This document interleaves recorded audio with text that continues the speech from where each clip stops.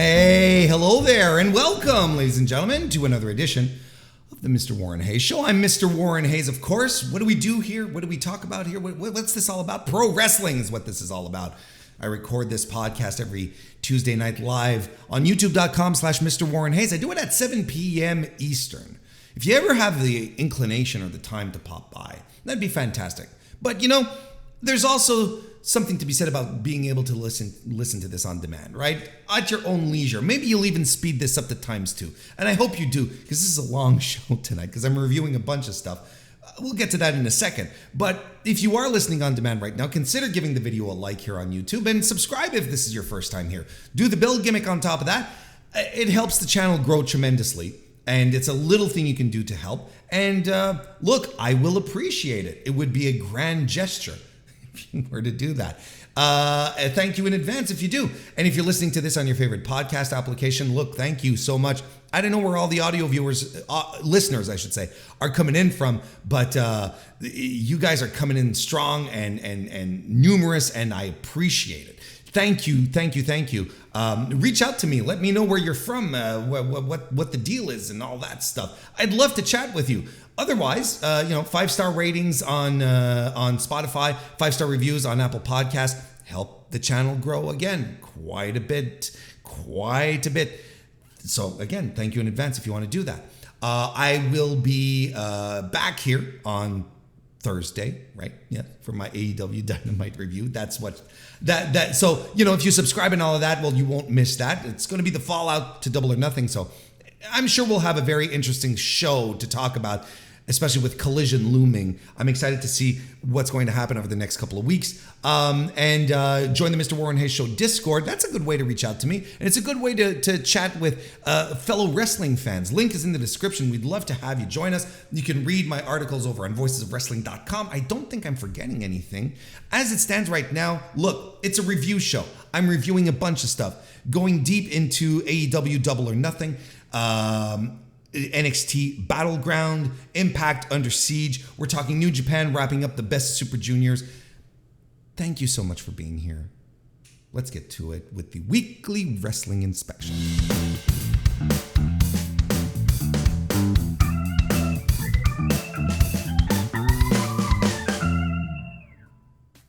Like it is indeed, this week it is indeed Review Palooza. There's just tons of stuff to review, and a bunch of little hidden nuggets of info and news and interesting things that are going on that we can all just focus on here, and we can get right to it because there is a lot to talk about. But on top of it all, it's gonna be kind of topsy-turvy day here. It's gonna be opposite day here. There's something going on in the water here, because without giving you any spoilers, I'm going to be saying some nice things about an NXT show, and I'm going to be saying some not very nice things about an AEW show. It's good. It's one of those. Silver Apocalypse, nice to see you and welcome. Welcome to the chat.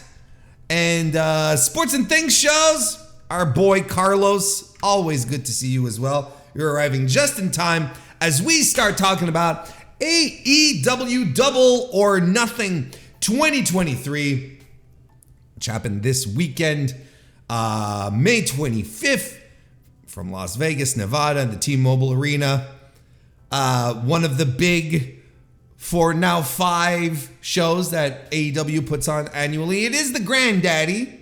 If you don't count All In,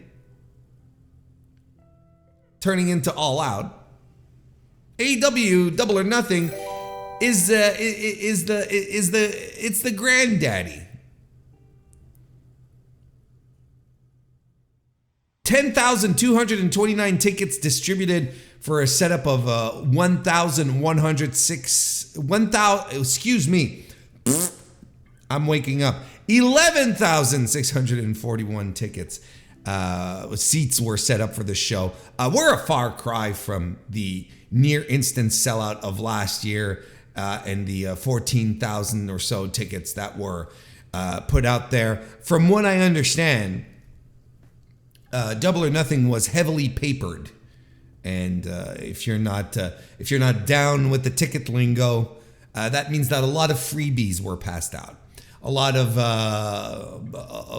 arrangements were made to get tickets into people's hands, or maybe discounted. That's what you do when you paper a show. It's a very, it's an old-timey thing to do. It's a very, and Jeff Jarrett being in control of live events, or being the head of live events. Well, I wouldn't be surprised where he was like, all right, let's start calling, radio stations. Let's start calling convenience stores. Let's just get as many tickets as we can out there.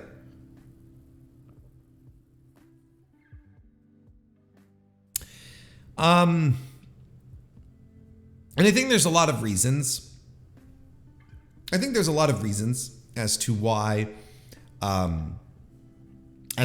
this show didn't sell out. And there's a lot of people who indeed mention, as it is being mentioned in the chat right now, that Vegas over Memorial Day weekend maybe ain't the way to go, pal, anymore.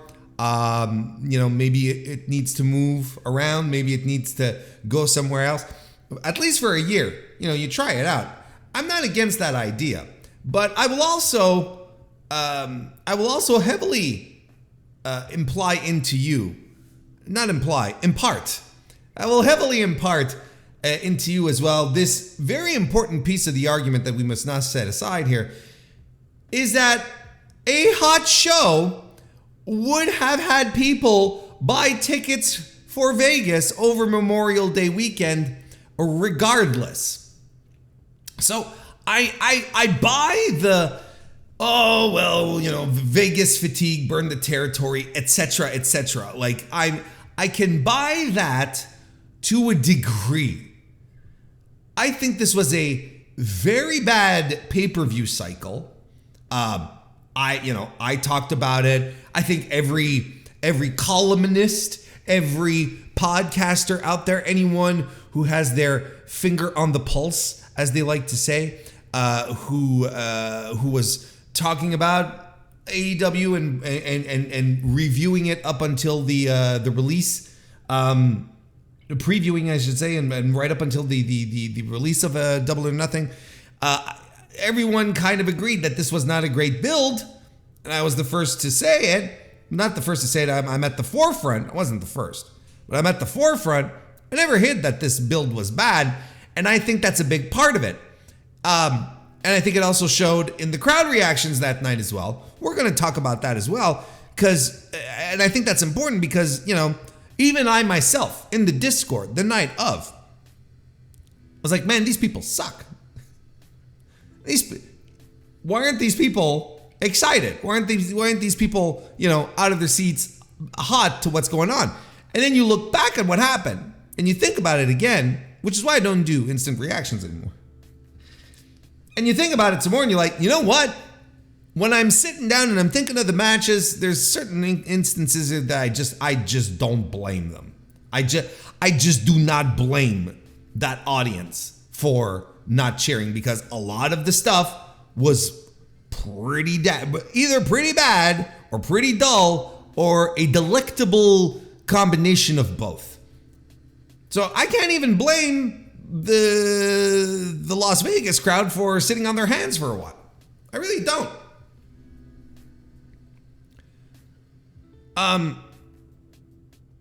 But this was fine. And are we still, and there's other excuses also coming out. And I kind of want to call them excuses because I think we just have to come to grips with the fact that the build was bad.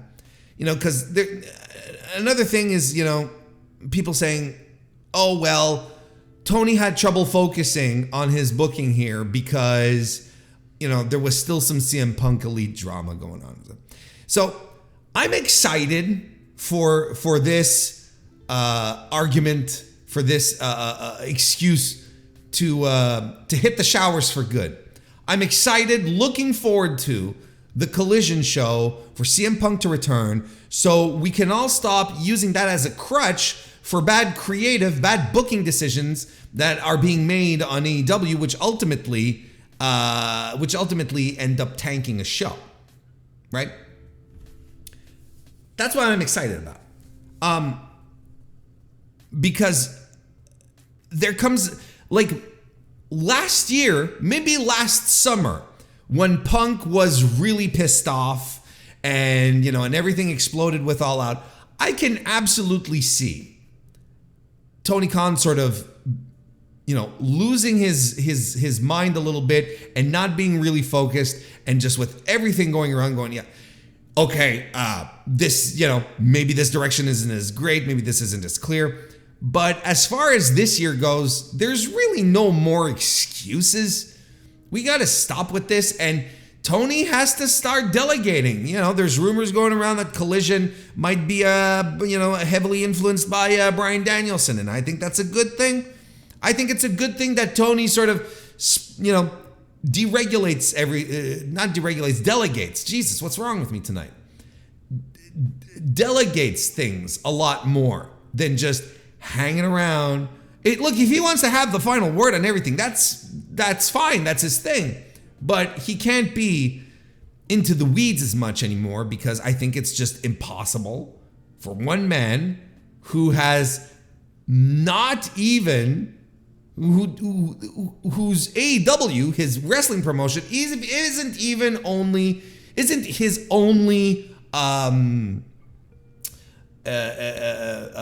project or his only job. He wears multiple hats. He can't, everyone sort of figured how the hell is he going to be able to do this without, delegating some power. Well, I think we're at the end of that rope. I think at this point it's just like, well, now we just have to see. We can't lean into, but there's always drama, CM Punk, Elite. We can't do that anymore. It just can't be that. The show in about itself, folks, I mean, we're overall thoughts, and we have to get this out of the way straight off the bat. This was not a good show. Was it bad? No, it wasn't bad, because there were a few saving graces, and the saving graces were so strong that it prevented the show from being a complete disaster. But it was on its way. It was absolutely on a very, very frightening path. It was an okay show. You can't say it's good.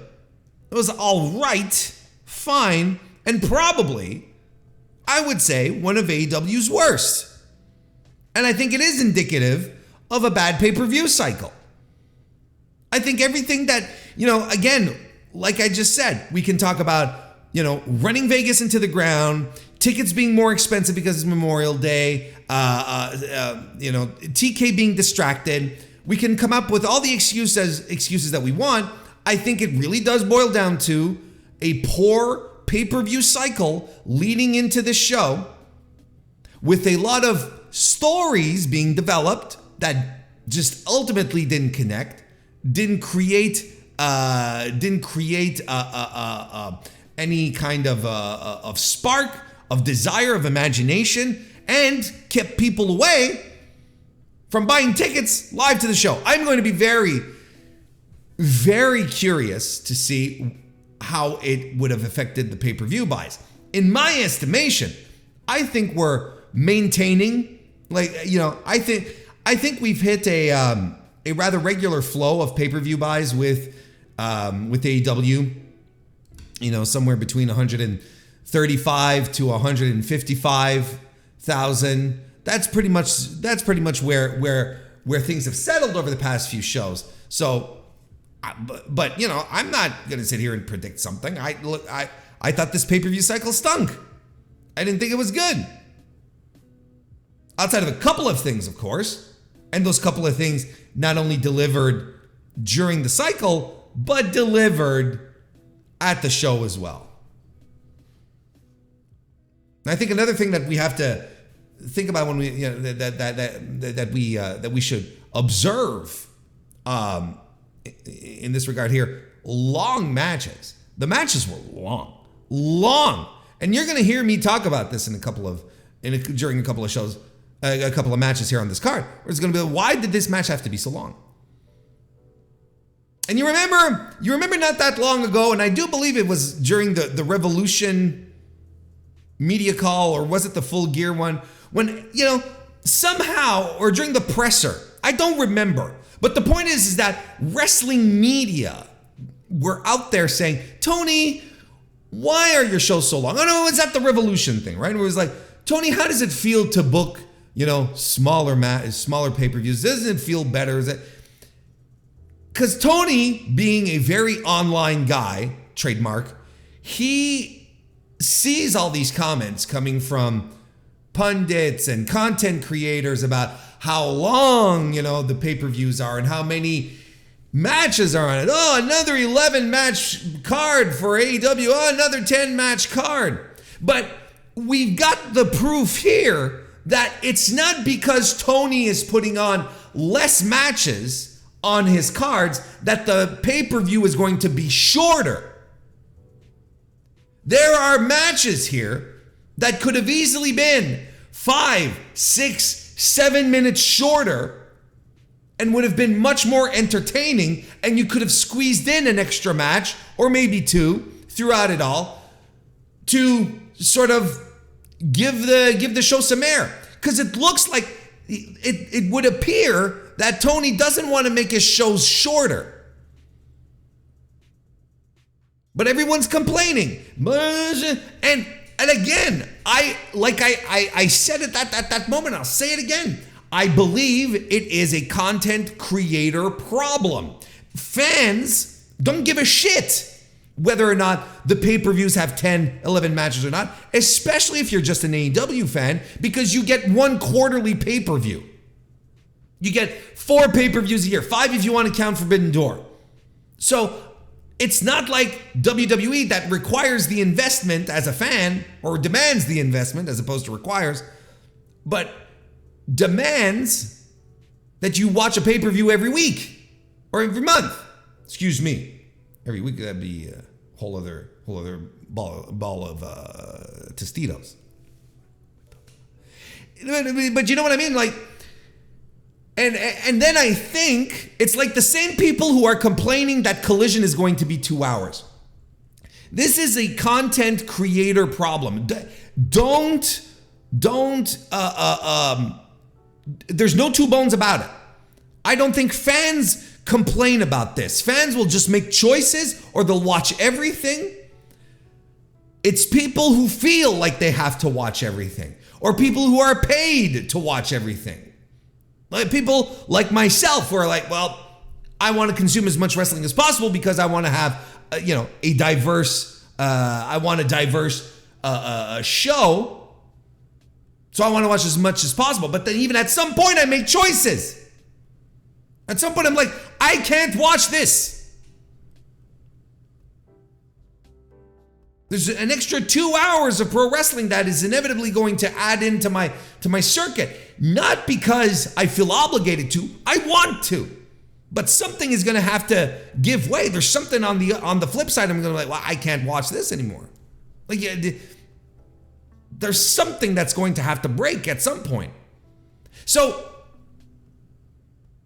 if, content creators and journalists are asking this non-issue question to Tony Khan, and Tony Khan is listening to these and saying, oh man, and then he's seeing Twitter weirdos complaining about the same thing when they don't have to watch, and I don't think it's a deterrent. Not when you're doing 155,000 buys, 160,000 buys on your pay-per-views. I don't think that's a deterrent.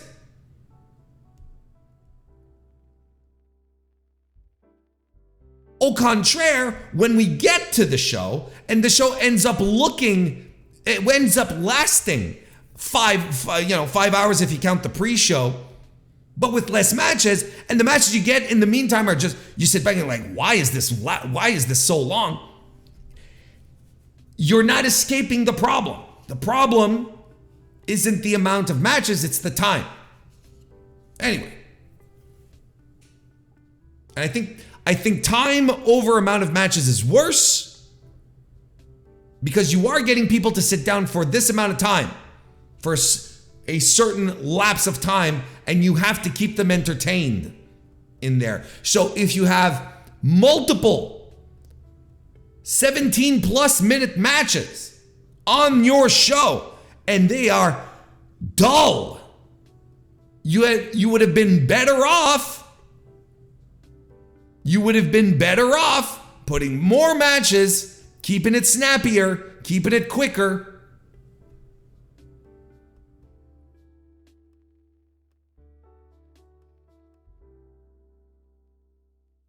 Should we get into it? Let's go. Pre-show. Hook and the Hardy Boys defeated Ethan Page and the Guns. And boring is what I wrote. That's my note. Boring. I could not have cared less about any of this. And I am sick of paperwork angles in AEW. I'm sick of it. Everyone has paperwork. This is the most convoluted contract thing. They lost me. They lost me. Matt Hardy, what was the thing? If Isaiah pinned someone, Matt Hardy got out. I don't even remember. Then he gets out of the contract because of some fine print that no one read. And then there's more fine print saying that if they beat Ethan Page in this match, he gets control of his contract. And we're continuing this angle, which does nothing for me. I don't know I don't know who cares about this. And I don't know who cares about going into, having more Hardy Boys. God bless them. Legendary tag team, don't get me wrong, but do you see how hard it is for Jeff to climb the ropes now? Looks like he's going to slip off at any given moment. This is not good. It's not good. It doesn't get me excited. This stunk. Boring. Hey, Mr. Fretz, nice to see you and welcome. Member of the Mr. Warren Hayes Show channel. Just saying. But the show started off with, on a high note, on a good note, a fun note. The AEW International title 21-man Blackjack Battle Royal match where Orange Cassidy defeated 20 other dudes to retain his title. Look, this was pretty good and a fun way to start the show. I've got no complaints. And I think, look, I'm generally not a fan of Battle Royals, but I really think AEW's Battle Royals have progressively gotten better. Because I remember a time where they were the pits. They were the pits. Remember the first few Casino Battle Royals? Remember that one where Joey Janela stubbed a cigarette? I think it was in Jimmy Havoc's forehead or something like that. You remember that? And the camera didn't even catch it. You remember, because everything was so chaotic and you poorly produced. And do you remember that? Those days are long gone. Like now, it's a battle royal. It's fun. It's fine. And they always have these little stories peppered throughout. And this was the case here.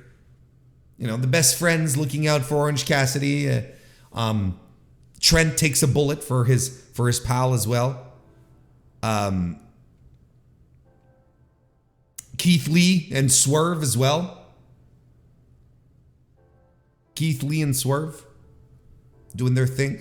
I like the part where all the Lucha Libre guys banded together. I thought that was cool, despite Jim Ross's comment that Jim Ross, all time terrible call in that hour or so he was on the show.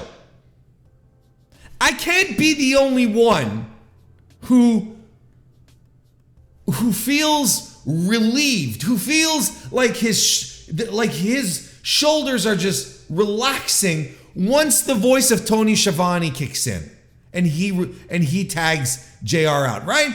I can't be the only one. I am terrified that JR is getting the table on Saturdays for Collision. Terrified. And I know this gets mixed up because there's always fucking weirdos who are just going to hear something and they're going to think you mean something when that's not what you're saying. I am not saying or putting in doubt the legendary career of Jim Ross, who is, for up to pretty much 2 generations of wrestling fans at this point, I would say, the voice of pro wrestling. I mean, he's the stuff of legend. He transcends simply wrestling fans. Non-wrestling fans know by God, he's broken in half. They know this shit. This goes around. Legend. But everyone has to step away eventually. At some point, I don't care what you do, at some point, it just catches up with you and it's time to step away. And I wish someone had the foresight to be like, look, Jim, we'll find something else for you to do. We'll have you do the little sit-down interviews and he's great in those. In the sit-down interviews, I think he's fantastic, but he can't call the matches anymore. He can't call them. You put him on trios matches, he's a deer in headlights. You put him with lucha guys, he's completely lost. He doesn't know what's going on. He's just bad now. He's bad, and we're not doing any erasure. It's not Jim Ross has always been bad. Jim Ross has now become bad, and we have to take him off TV. His time on the pay-per-view this week, all-time terrible. It's one of his worst. Anyway, like I was saying, stories, Ricky Starks and the Bullet Club. Hey, lots of great reactions for Ricky Starks, right? Including his near elimination and when he eliminated Juice Robinson. And look, we're talking about poor pay-per-view cycles with weird builds and so on. Somehow, Ricky Starks remains on top of things, remains a center of attraction for the audience. They're cool with it. They're excited for him. They cheered when he came in. They gasped when he almost got eliminated and cheered when he stayed in. And a big pop when he got rid of Juice. Big boos for the Bullet Club when they eliminated him. Speaking of the Bullet Club, Jay White in the battle. I don't know. I'm beginning to believe that my Jay White, the Jay White you and I know, right? The Jay White you and I know has been body snatched and has been replaced with whoever this guy is. Because the Jay White I know would not have jumped into that battle royal head first. He would have hung around the ring outside and would have stalled for as long as he could to get in there for a fighting chance. I don't know who this guy was. Who is this guy?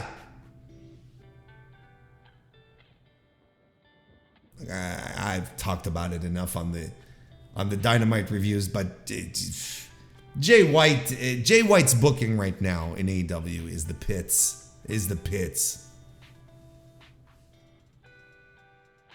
The final 4 were Penta El Zero Miedo, Swerve Strickland, who did I understand that if you're going to do it with Swerve because you have an angle, you want to do something with him, you're not going to have 2 heels, stall on the outside. I understand why Jay didn't do it. I still think Jay should have. It doesn't make sense that he jumped right in excitedly. But Swerve hung around with Brian Cage and Prince Nana, which was pretty fun. So he waited outside. So he was one of the final four with Orange Cassidy and Big Bill.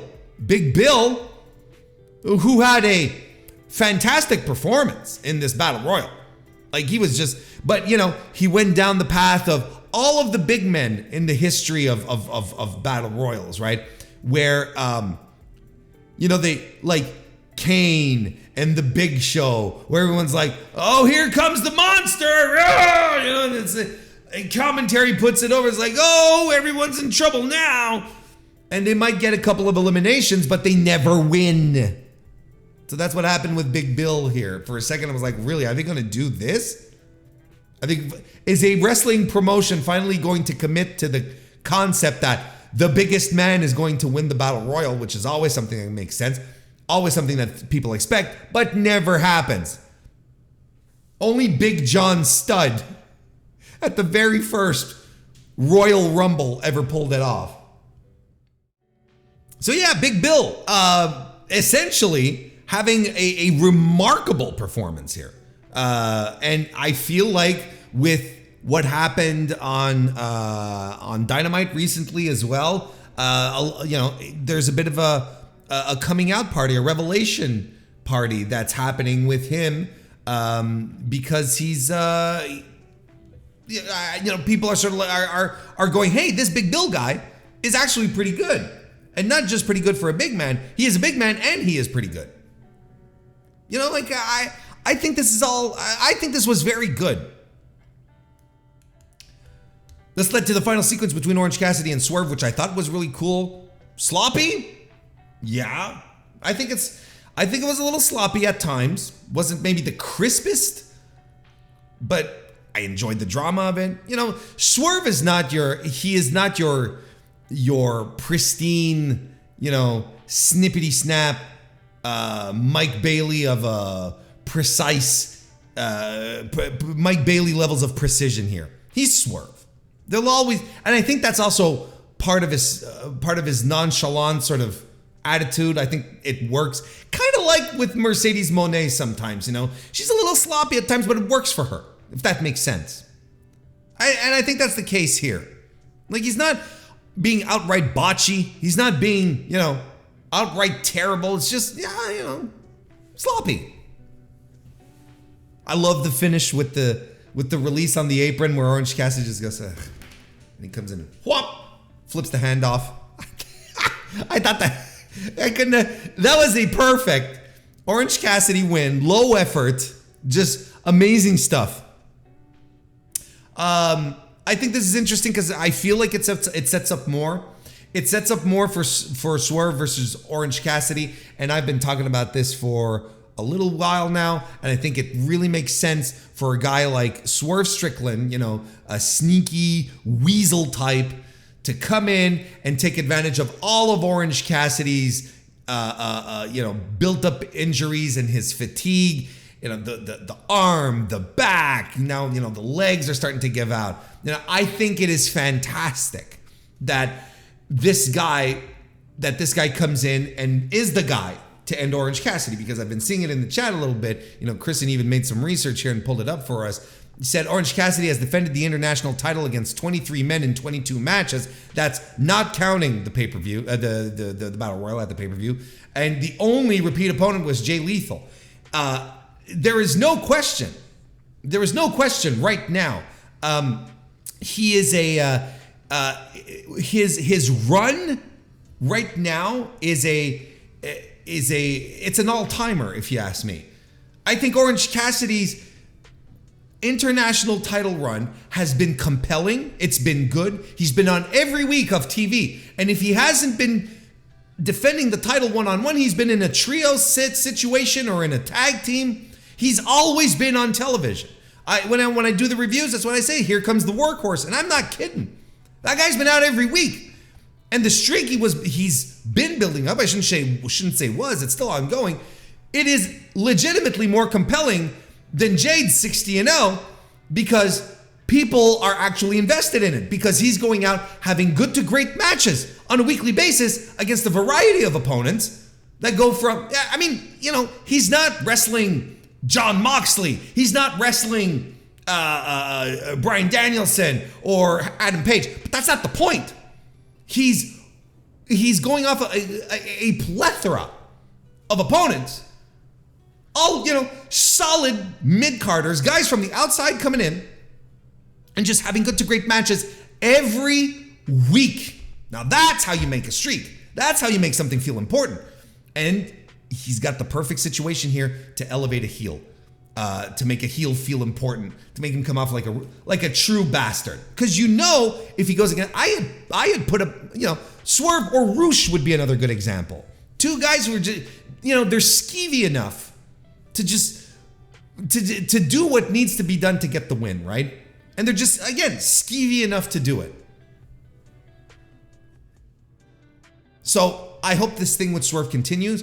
I still wish the Battle Royal hadn't happened because I would have really preferred another singles match, but this was a good way to kick off the show. And what do you want from me? I enjoyed it a great deal. What are we doing next? Second match, the unsanctioned match where Adam Cole defeated Chris Jericho. Believe the hype, this match stunk.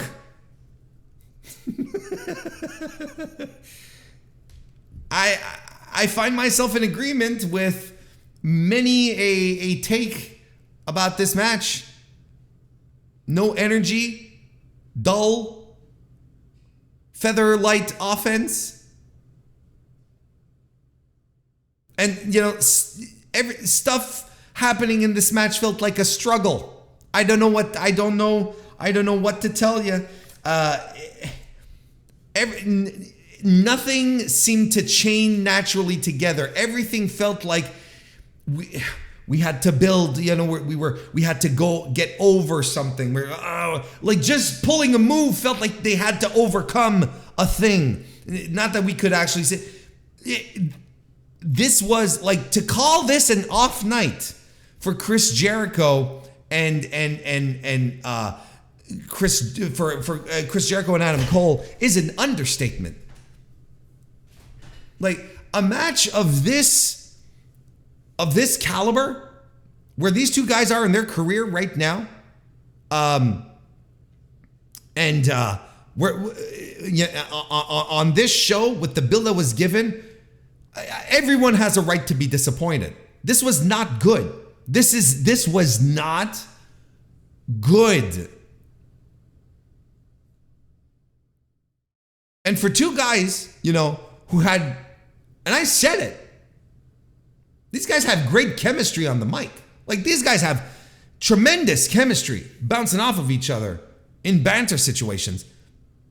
I'm stunned that this didn't translate in any way in the ring.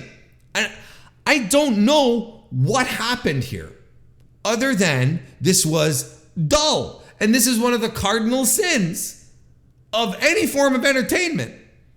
You can be bad, and at least bad is eliciting emotions from you.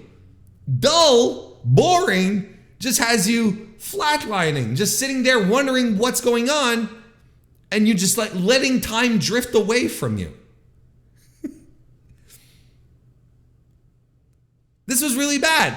The high points, there were two of them. First of all, Sabu just launching himself off of the top rope onto the, what was it, the 2.0 guys, through a table. And I mean, he just launched himself. It's just his complete body, just like, just dumped. No style, no grace. You know, someone said that's falling with style. Say, no, there's no style here. That was not falling with style. That was just tumbling. That was just dropping. So that was a highlight at first, and then, you know, he was gone. Then, which is kind of what I expected. He comes in, he does a spot, he leaves. But then Britt Baker coming in, big reaction. People were stoked for that when she came in, a swinging. Oh, that was good.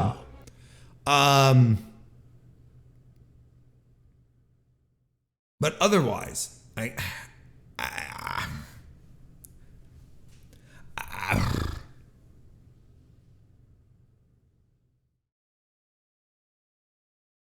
terrible finish on top of that. Terrible finish. It's an unsanctioned match. Like you can already argue, why is an AEW referee involved in this, right? I mean, anyway, that's a whole other. But the finish to this match,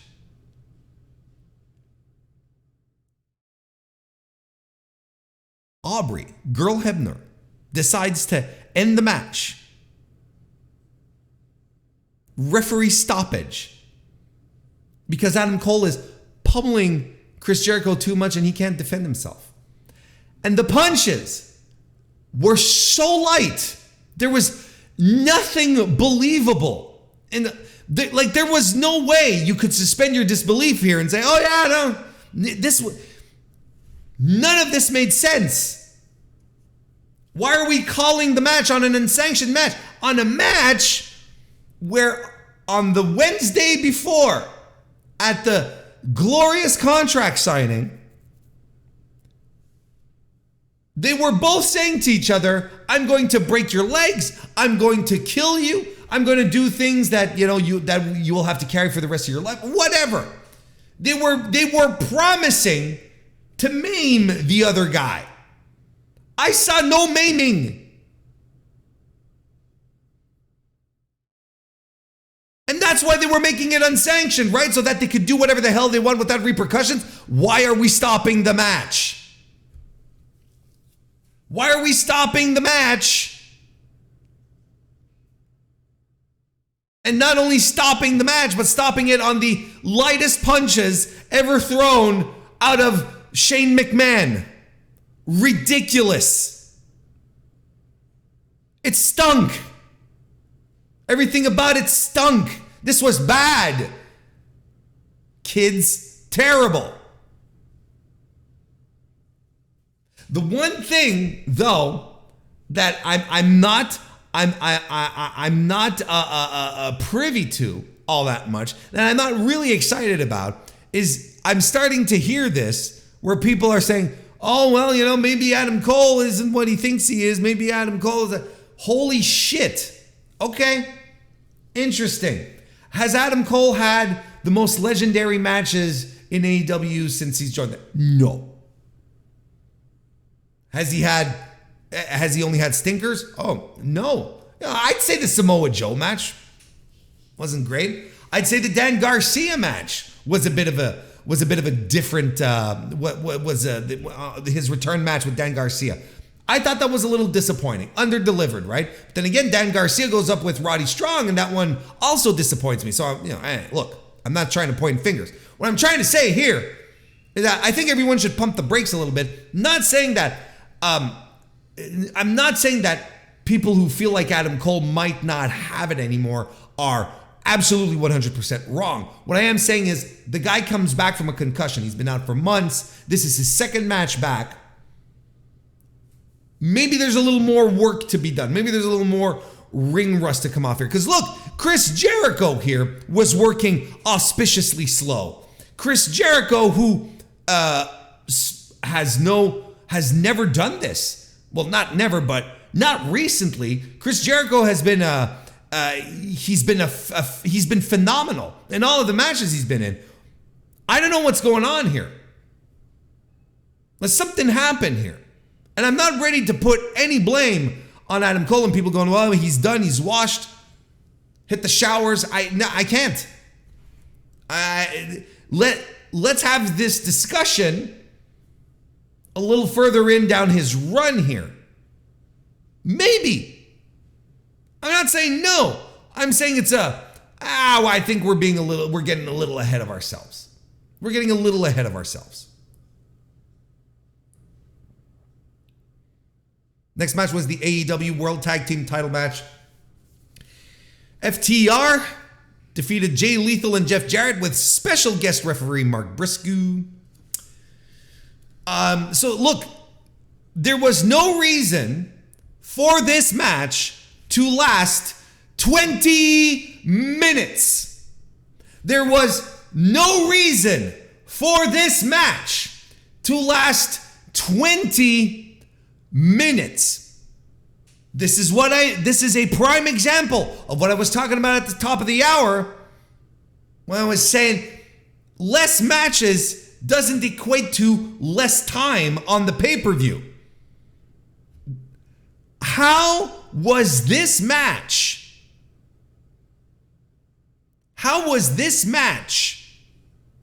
20 minutes?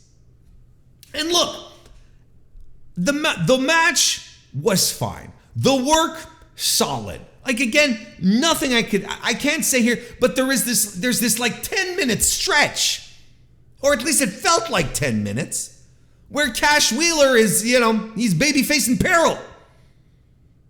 And I don't know how many times we could see the same type of combination offense, but Jesus Christ.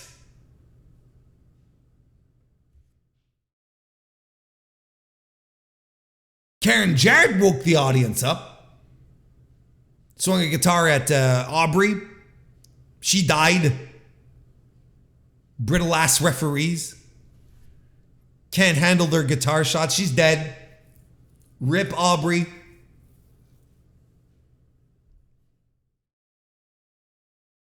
Mark Briscoe did, standard special guest referee stuff. Jeff Jarrett and Mark, towards the end, get into it, and that leads into a Shatter Machine for the win by FTR. I don't know what to tell you. Okay, fine. Long, okay, fine, but I don't know what to do with that. I think there's a little later in the evening, Ricky Starks runs into FTR. Maybe it's even after this match. I think it's even immediately after this match, right? Where FTR run in to protect him from Jay White. And I think this means that Ricky Starks is going to Collision, right? And I would assume then the Bullet Club is going to Collision too, if we're being logical about this. And of course we know FTR is going to the CM Punk show. I don't think you need me to break that news to you. But I think the Sanjay Dutt, Satnam Singh, Jeff Jarrett, Jay Lethal thing, I think it's run its course. And I'm not saying that. I've been a fan. I've enjoyed this. I've found a lot of entertainment in 2023 Major League Jeff Jarrett. I've enjoyed this. I think Sanjay Dutt is a blast. But I think we can move on from this prescription here. I think we can absolutely try something else. Because look, Karen Jarrett showing up just sort of consecrated it for me. It's like, I think this is great. I think this is, just the perfect level of wrestling absurdity. That's what I liked about this build. I really wish the match had been shorter, but this is what I liked about this build, is that everything was so over the top, kooky wrestling that I was into it. Karen Jarrett showing back up just was the sprinkles on the sundae. But for the rest of it, like for for posterity's sake, we have got to move on.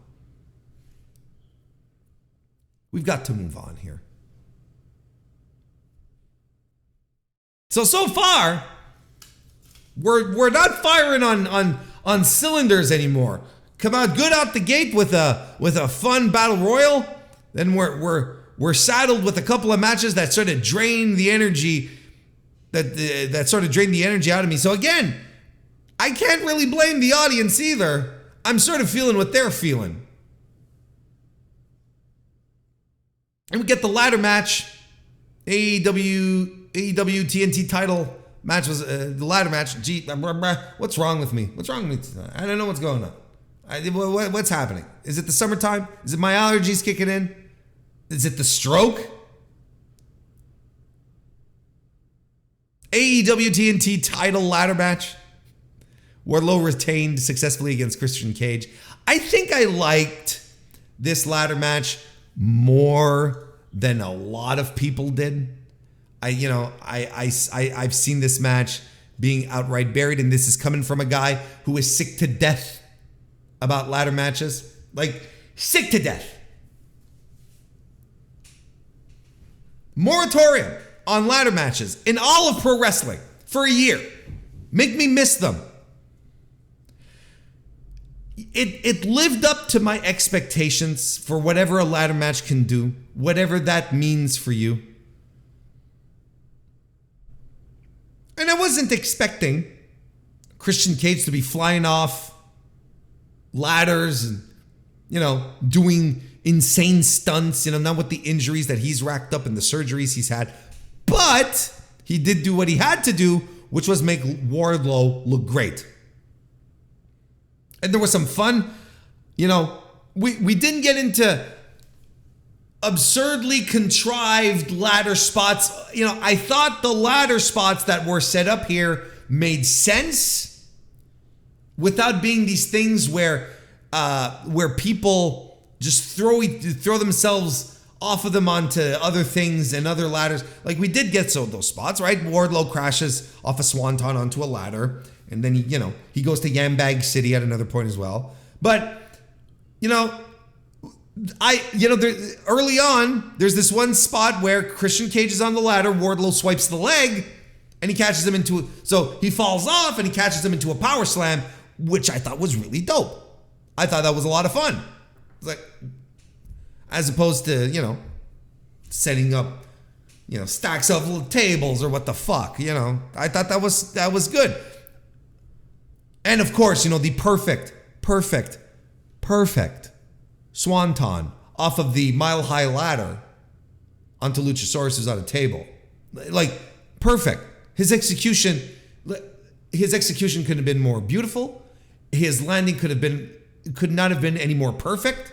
Like, this was excellent. Just and it is a legitimate great spot. Don't get me wrong. And then there's the finish where Arn is in the ring and he tilts the ladder towards Wardlow while again Christian Cage is on it. Christian Cage falls into Wardlow's waiting arms and he power bombs him. I thought it ruled. I thought that I enjoyed this ladder match because I felt like it didn't try to be a showcase. It's sort of like, let's make a wrestling match with a ladder and do spots that make sense, that are still cool, and that showcase Wardlow's strength, but without doing like insane stunts. There was one insane stunt, don't get me wrong. I'd never do that swanton off of the fucking mile-high ladder. Why would you do that? Could have done without Arn Anderson biting Luchasaurus's thumb so bad that it bled. In fact, in a lot of these matches, I could have done without outside people getting involved.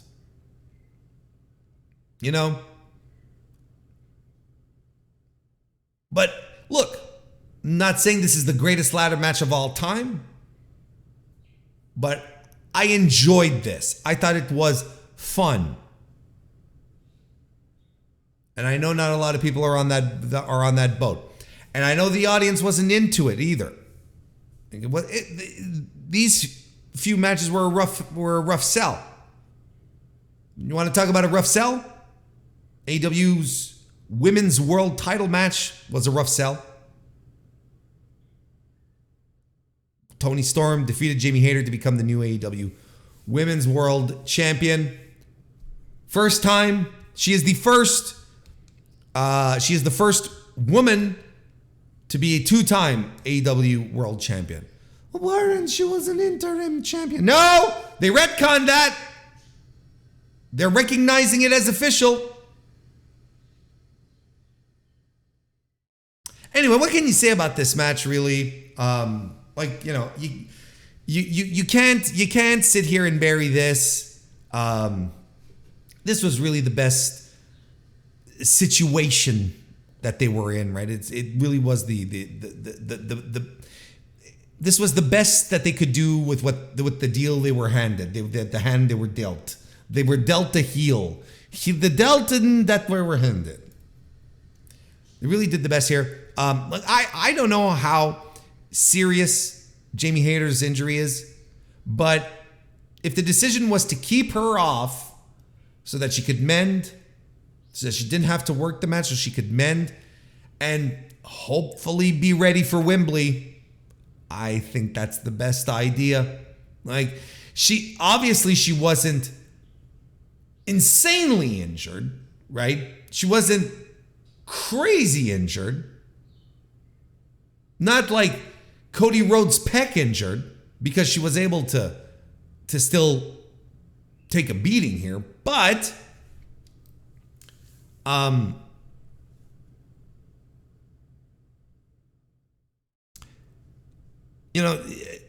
she's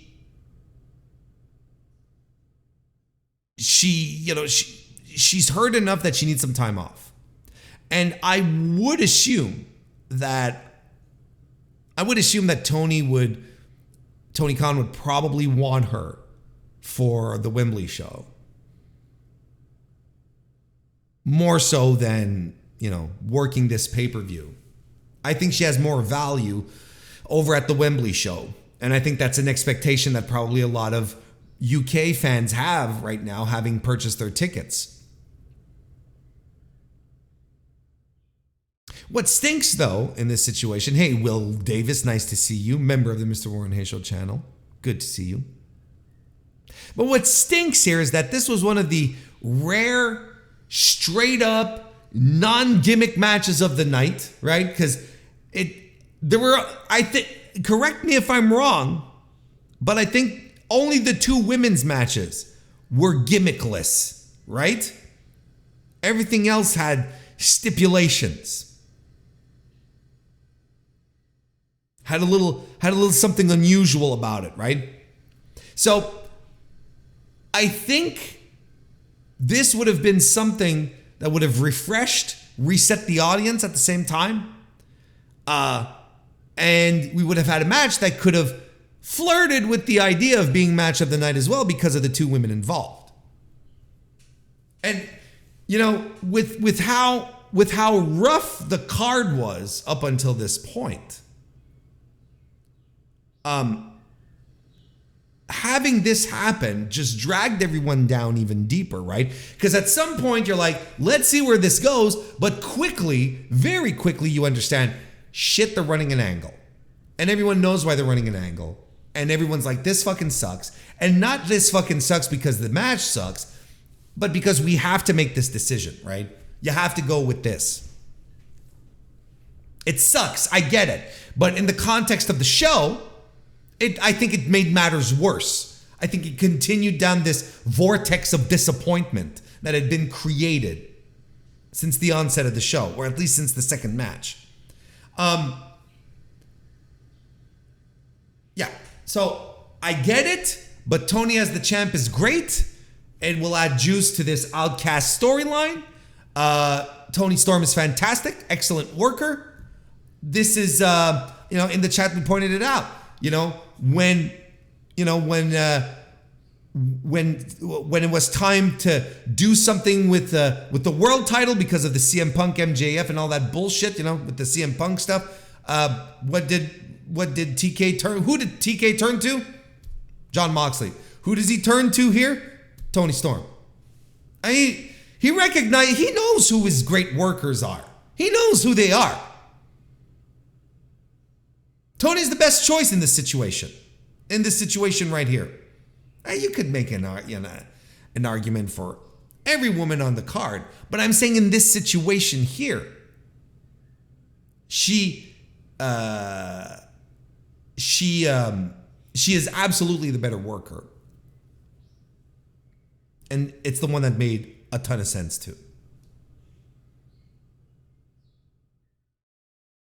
Anyway, can't blame anyone for not liking this, for hating this. It was just a bad situation with a bad decision to make.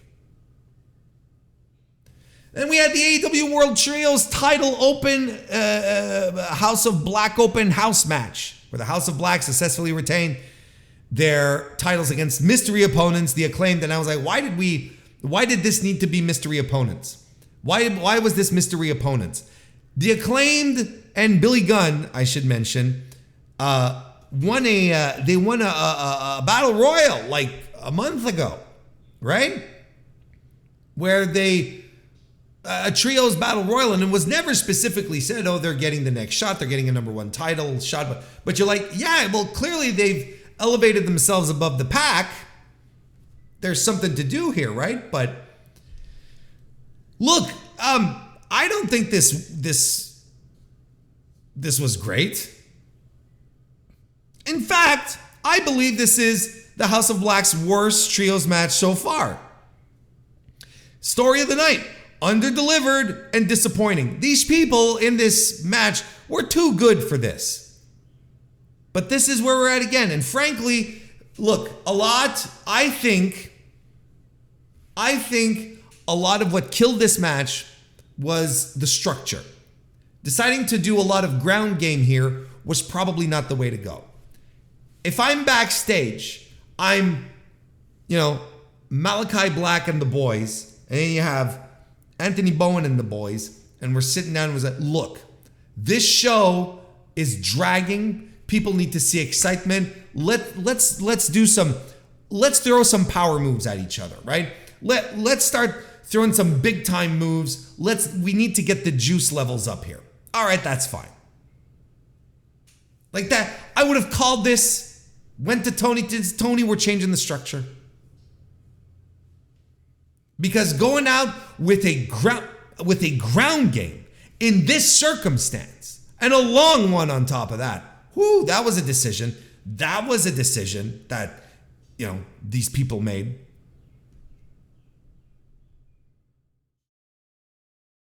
Billy Gunn needs the pin. Look, I like the House of Black rules. I like the atmosphere, the lighting. I think it adds something special. Did they ever announce what the Acclaimed's, what their dealer's choice was? I don't feel like I heard it. That being said, I didn't search for it either, and I don't think knowing what it is would have helped me enjoy this match anymore. This was kind of bad too, guys, gals, non-binary pals, to be honest. They refused to use the dealer's choice. See, just do anything at this point. Do power moves only. Anything. Then we get to the AEW TBS title match where Jade Cargill defeated Taya Valkyrie. The crowd got into this because of the entrances. There was some life being breathed into the show, and because Jade still has a presence. That's my analysis of it. I think people are still excited by Jade Cargill. I think she still works with her prime ability, which is charisma. I think she works fantastic. And this match was fine. I thought it was fine. I think a lot of people are very hard on it. I think it was fine. Not great, fine. And I think this is one of Jade's best matches here. But you know what? Here's the thing: is I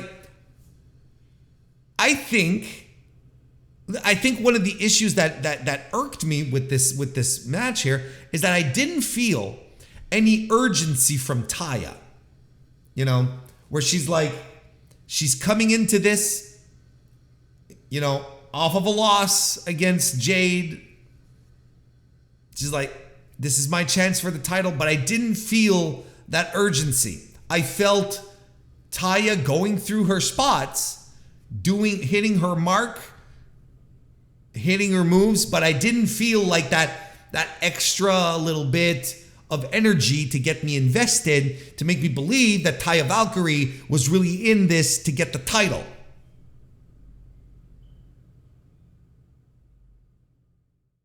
If that makes sense.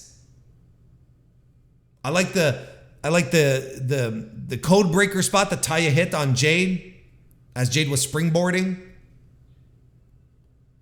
She lands what does he call it? The Ride of the Valkyrie, the Halls of Valhalla. I can't remember what she calls it. Her version of the Jaded. She hits it on Jade and Jade kicks out. And now I'm like, okay, Taya's done. She's fucked. Because this was the reason that we were led to believe that Taya was unable to beat Jade. It was because Taya could not use the Fields of Valhalla or whatever it's called. Road to Valhalla, thank you. But she uses it and she can't put Jade away. She said, even though she hits the move, Jade almost immediately after that, lands the Jaded and retains. However, they get on the mic with Mark Sterling and they say, look, we're just warming up here or whatever. The open challenge continues. And what a lot of people were expecting happened. Chris Statlander answered the call, returned from injury, new look, new music, new Tonytron, the whole 9 yards, comes down to the ring to challenge, not only challenge Jade Cargill, but also won the title. We have a new TBS champion. And again, I saw multiple people railing at this idea, how stupid it was contrived, so on and so forth. But, however, again, Jade has been doing this post-match open challenge for over a couple of matches now, right? This is how Taya came back, entered the company, right? Where Jade defeats Nicole Matthews and Cannon says, Canada, this is all you got to offer. Anyone back there wants to come out? Taya Valkyrie. She does it on Rampage 2 weeks ago or something like that. She being Jade, of course, where she comes in, destroys a local talent, calls out another local talent, and comes out again. And then it's like, like, it wasn't out of the blue. It wasn't something that just came out of nowhere. She had already been doing this. She just got bit by her own bit. It worked against her because she was not expecting Chris Statlander to return. Stat comes in. She's a House of Fire, lands the Big Bang Theory. Just a few minutes. Literally a squash. And she is now TBS champion. Finally. Something fresh to do with this title. My biggest hope coming out of this pay-per-view finally happened. I was completely fine with Taya Valkyrie winning the title because I wanted something new. I wanted something fresh. We needed to move on from Jade being in this position, undefeatable, reign of terror, so to speak. Look, let's do our little post-mortem like we sometimes do in regards to champions. In regards to regarding champions who have recently lost their titles. 508 days as AEW champion. She won it on May 1st, 2022. So she has had this for a long time, kids. January 1st. What am I saying? January 5th. I'll get it. January 5th, 2022. She had the streak going, of course. 27 defenses, 26 6. There we go. Yeah, that's it. There you go. I can count. 26 defenses total. 25 defenses total. But not necessarily the rogues gallery of defenses that would make you that would keep you up at night thinking of everyone she's beaten, right? We're talking, Marina Shafir, The Bunny, Julia Hart, Anna Jay a couple of times, Kiera Hogan, Red Velvet, Sky Blue. Like, not exactly the top women in the division. Nothing against anyone on anyone that I'm talking about here, but it's not as if it's this star-studded affair. And I don't believe this long reign of being undefeated and essentially beating jabrones week after week, I don't think that benefited Jay. I think I think it exposed her because she never really wrestled the upper crust of women on the AEW roster. Not Britt, not Jamie, not Tony, not Riho, not Shida. She was in her little microcosm doing these defenses against curtain jerkers, lower mid-carders. I think her two biggest names that she crossed off were Athena and Nyla Rose. And you can even argue that Nyla Rose isn't exactly booked the way she used to. And I think ultimately, outside of the names, it ultimately stunted her development as a pro wrestler. If you're only wrestling she is a literal rookie. And if all you do is wrestle other literal rookies and don't get in the ring with seasoned vets, pros, champions, you're never going to improve. You're never going to get better if you're only wrestling against people who are also looking to get better. So all of this ended up exposing Jade, and I think it's done her more harm than good, and I think it's stunted her development. Now, am I saying that now that she's free from these bonds, we're going to throw into matches with Thunder Rosa and everything is going to be, suddenly we're going to see work rate Jade pop up? No. I think Jade is very comfortable in where she is right now. Let's not forget, she's a late starter in the business. I think she has some good naturals. I think she gets the business. I think she knows how to work a ring, work an audience. She commands the room. She's a star. She has star presence. But I don't think she's suddenly going to turn into the next Bryan Danielson, no matter how hard Danielson is working with her. It's just not going to happen. I do think there is room for improvement. I think she will. But we're going to pump the brakes and not suddenly expect her to be, the next Minami Toyota. And on top of that, I really think people didn't care about the streak. I think people really couldn't give a shit about the streak. And I think it became even more pronounced, even how AEW didn't give a shit about the streak, when AEW commentary started talking about Orange Cassidy's streak and putting it over like, and his was a third of her 60 or so, or close to a third of her 60 or so streak. 20 defenses, all successful. And, he's a workhorse. He doesn't stop. And they're putting it over. Whereas Jade, it's more like, well, it's the streak, guys, Then it started to get embarrassing for her. The streak has been dead for months. But clearly, Tony Khan wanted to stick to his original plan, which was to get the title onto Chris Statlander. This is why he made it. This is why he let this run out this far. I can guarantee it.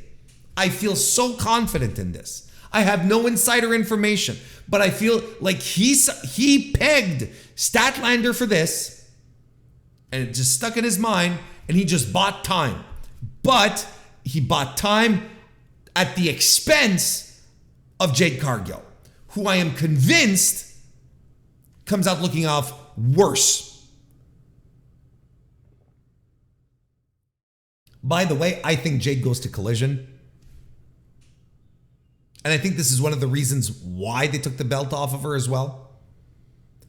Because if Jade goes to Collision, which is on TNT, she can't be running around with the TBS title.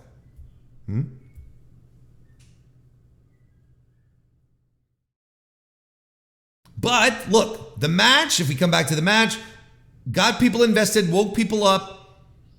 I think a lot of people are hard, unnecessarily hard on the Taya match.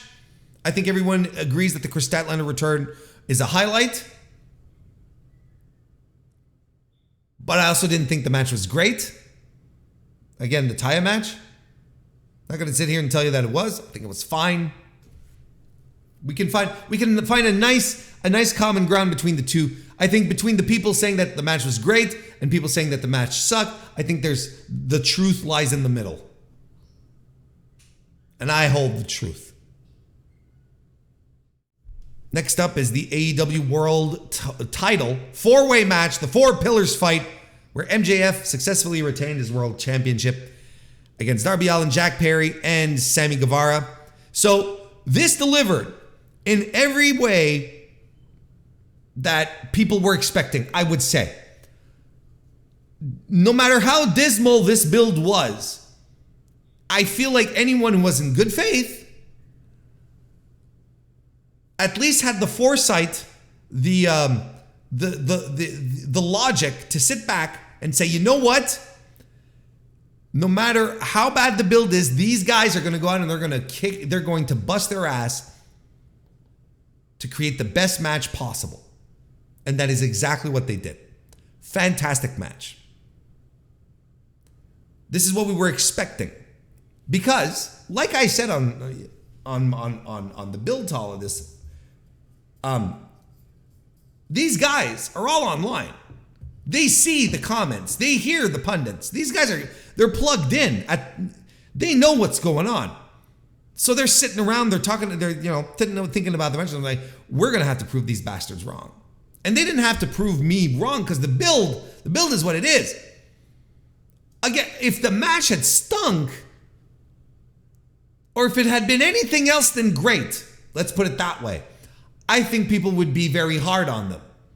So I agree, they probably felt a tremendous amount of pressure, a need to show up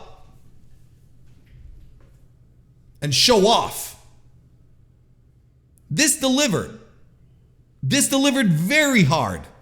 And they probably decided to amp it up a bit when Tony came to them. Tony, put out the card layout, put it up on the board backstage, and when they saw they were second from the top,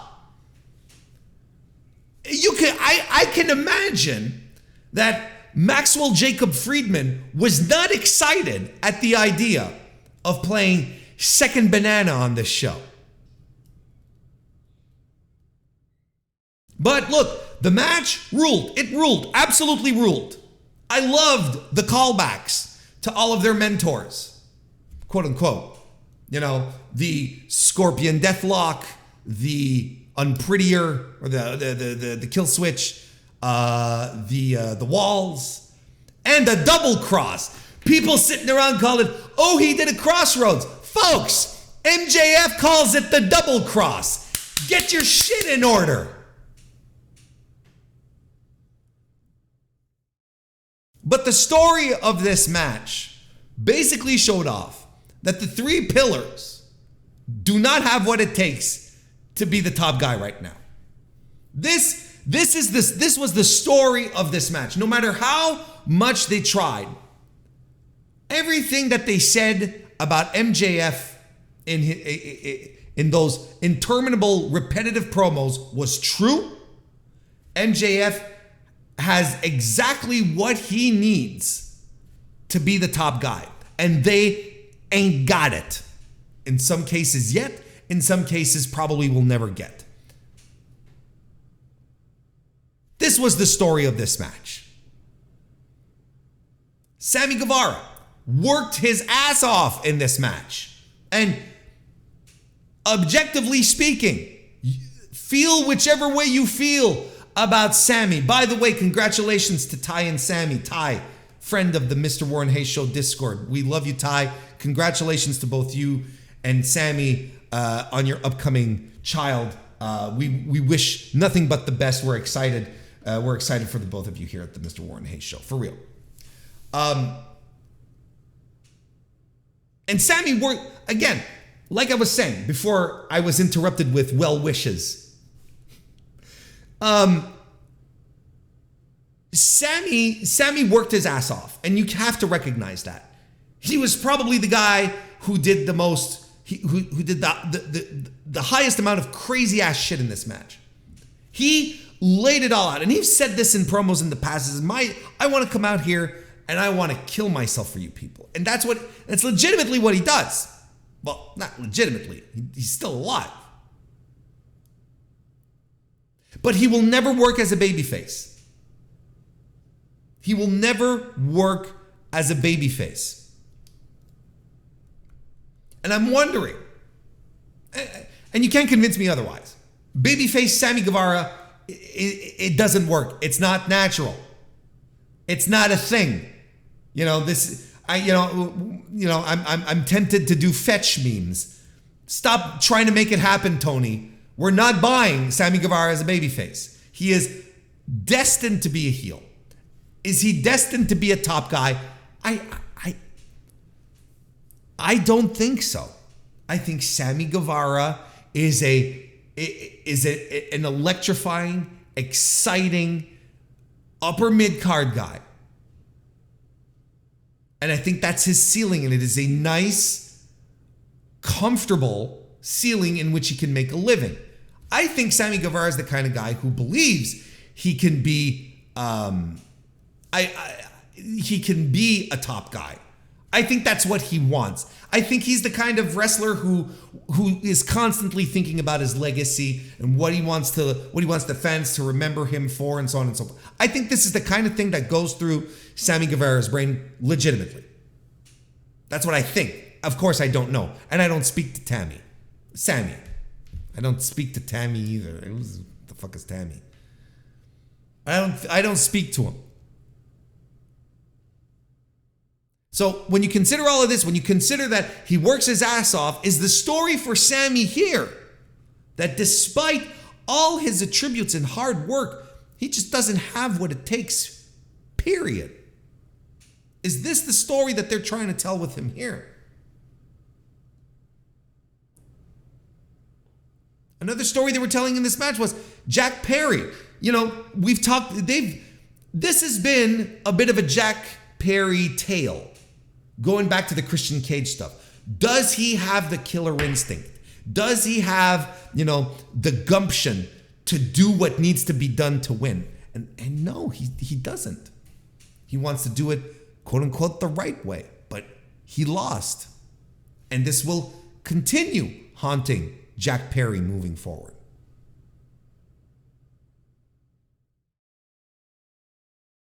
Is Darby Allin the guy? What's his story?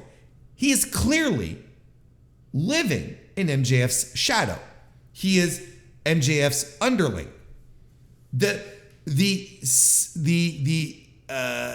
headlock takeover is not just a story bump, but it is significant in this story to say where MJF legitimately basically tells him, I can beat you with the most basic pro wrestling move, and he does.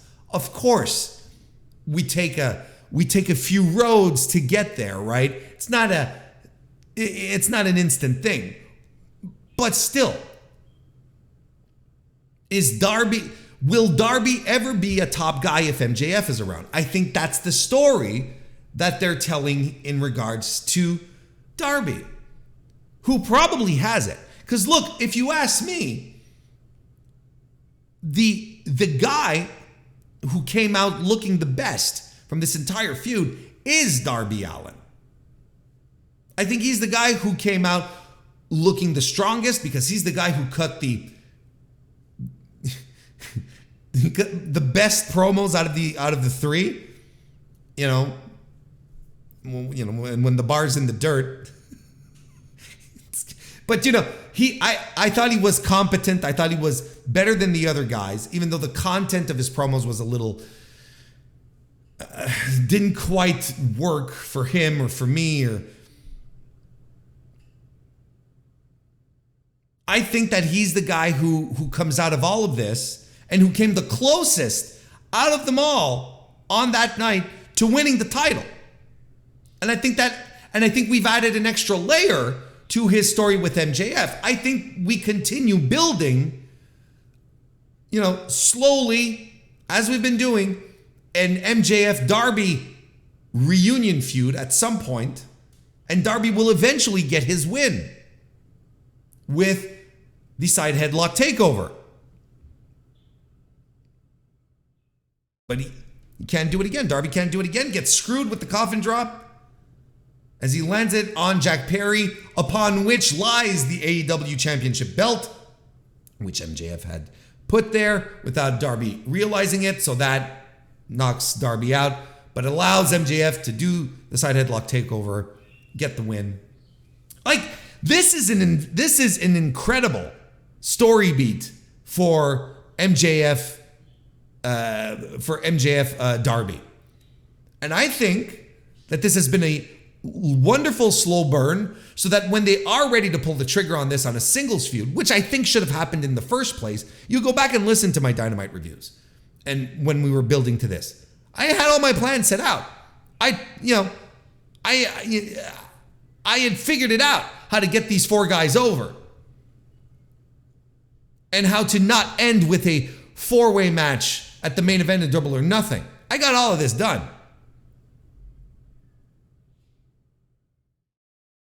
If he's to be the top guy, Darby, at some point, I think it could work.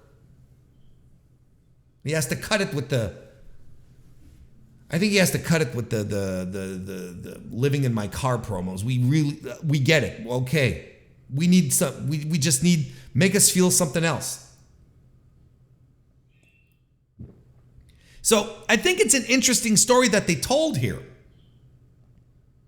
And this, because on one end, yes, it does create a bunch of wonderful story beats, but I think ultimately the story they said here is that these guys are not ready. They've all been outclassed by MJF. Three other guys who are established as top prospects are outclassed by MJF. Now this does wonders for MJF because he's basically shaking off the pillar shit, where he's basically saying, I'm above you guys. You guys you are three pillars and you're holding me up now. And I think that's fantastic. But when you look at the build into the feud objectively, right? Just completely objectively, I don't know how good it has been for the three others, because I think Sammy, Darby, and Jack have all been exposed as legitimately not being ready for the top spot, and even wonder if they ever will be. Again, I'm convinced that Sammy won't be a top guy in this company. Not what he wants, not the way he envisions himself. Darby might do it. Jack, he's got a ways to go to get that crowd connection. He's coasting on charisma and just natural likability, but he's missing an element to his presentation to truly put him over. His promos are not good. Not for a guy who wants to be at the top of the company, who is foreseen to be at the very least.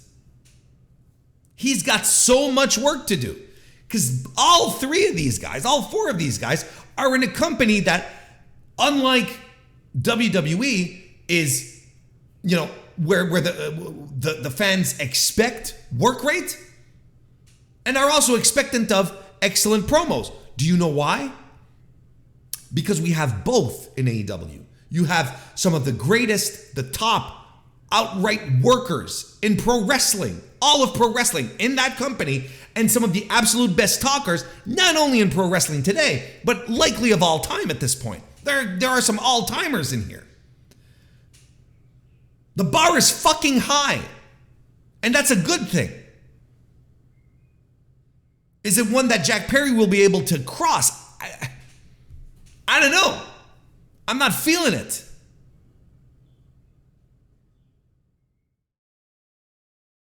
I like this match. Come back to the match. I like this match a lot. I really did like it a lot. I thought it was great.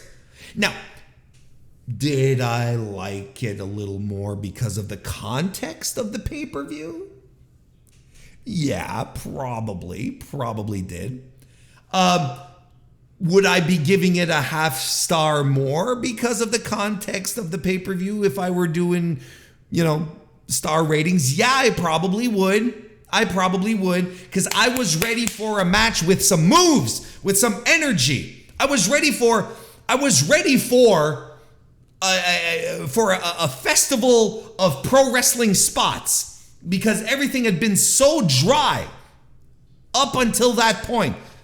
Once the battle royal was out of the way. Yes, there were destroyers galore, and I know that pisses off a whole bunch of people. I don't give a shit. There were top rope Spanish flies, and MJF even pulled out a blonde bombshell. And I found out, and I think a lot of people found out, that Chris Candido was one of his inspirations. I didn't know that. But this was the first match on the card that felt like an AEW match. Does that make sense? Do you get the feeling? You get my drift? This was the first one that really had me feeling, now I'm watching AEW. Now I'm on an AEW pay-per-view. Let's go. So I feel like a lot of people probably would have liked it less if we were more in a typical, usual, high-end AEW pay-per-view standard, but it's okay. It's okay to sit here and be like, you know what, I'm overrating this because fuck it. Because a lot of wrestling matches depend on context sometimes. Depends on a whole slew of things. So if this match gets a boost because everything on the mid-card stunk or put you to sleep or didn't work out, then yeah, get excited. Get extra excited. Cheer for the things that are great. You don't have to hold back.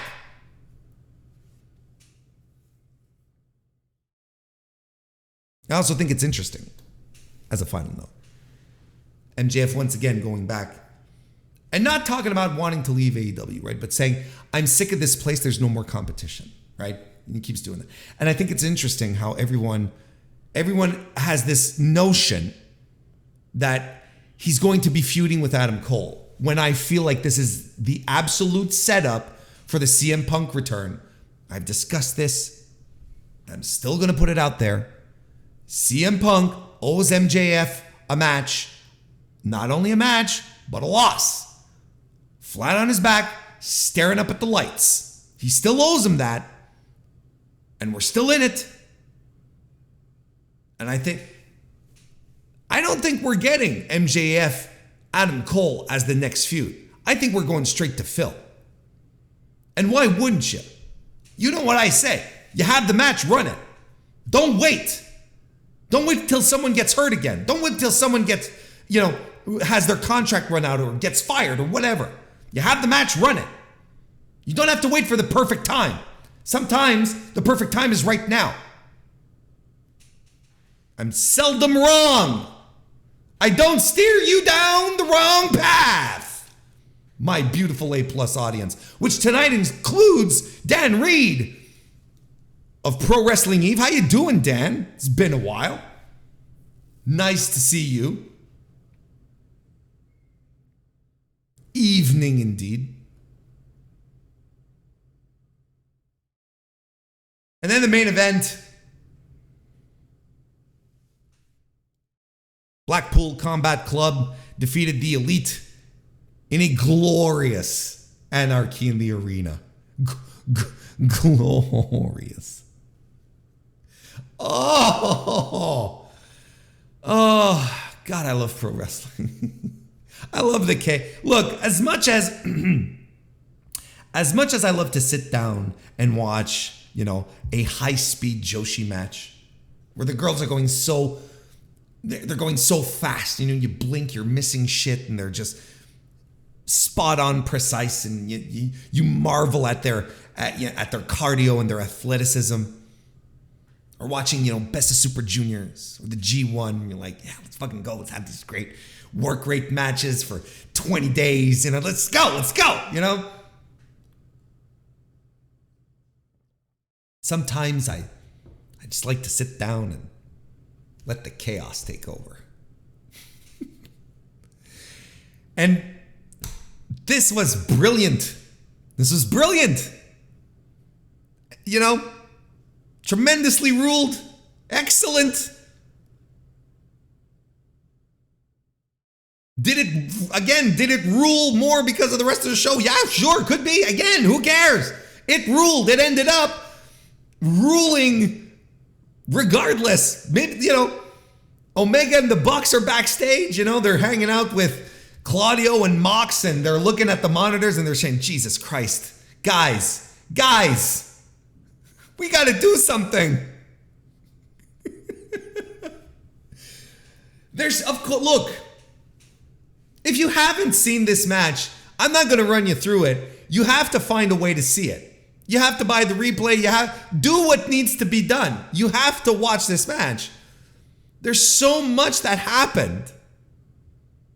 There's so much in this match that happened that Rick Knox blading isn't even on anyone's radar anymore.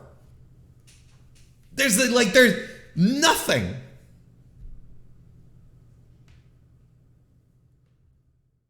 There was a live band playing on loop, playing the Wild Thing.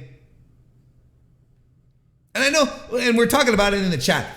It did look like blackface. I didn't know what, but the guy had a Dr. Doom type mask, or MF Doom. You remember MF Doom? Rest in peace, great hip hop artist, MF Doom. He had that kind of mask on. And he just made the very unfortunate choice of wearing it too dark and them not being lit up enough. It didn't come across as great. And I know it got a lot of people unnerved. Bad choices were made, but it wasn't outright blackface. That would have sucked. Would have been shocking, actually. Anyway, the band plays on loop the theme over and over again, recapturing the magic of last year when Wild Thing just continued playing until Chris Jericho destroyed the CD player or whatever the fuck it was. We have forks. We've got shit happening all over the place. People getting pile driven in pickup trucks. We got a giant barbed wire covered poker chip. We have a leaf blower. We have an explosive sneaker. We have people being stumped shoeless, foot first on tacks. We almost forgot throughout all of this nonsense, this glorious nonsense, that Kenny Omega and Adam Page had shimmers of their tag team from a couple of years ago, doing some double team moves, some great synergy between the two. Right up until Don Callis shows up with a masked assailant. And the masked assailant takes out Kenny Omega. And that masked assailant turns out to be Konosuke Takeshita. Boo! Don Callis, you bastard. You've corrupted the last pure thing on earth. I endorse Konosuke Takeshita if he comes out on Dynamite and tosses a box of Cinnabon into the trash. We need the visual of that. And I like how, you know, the Takeshita turn was all like, it was extra supplemental content, right? It was never really like a super focus on Dynamite, right? If you were watching this, paying attention to social media, and if you're watching, you know, BTE or whatever, you would have picked up on it. And then it eventually led to this.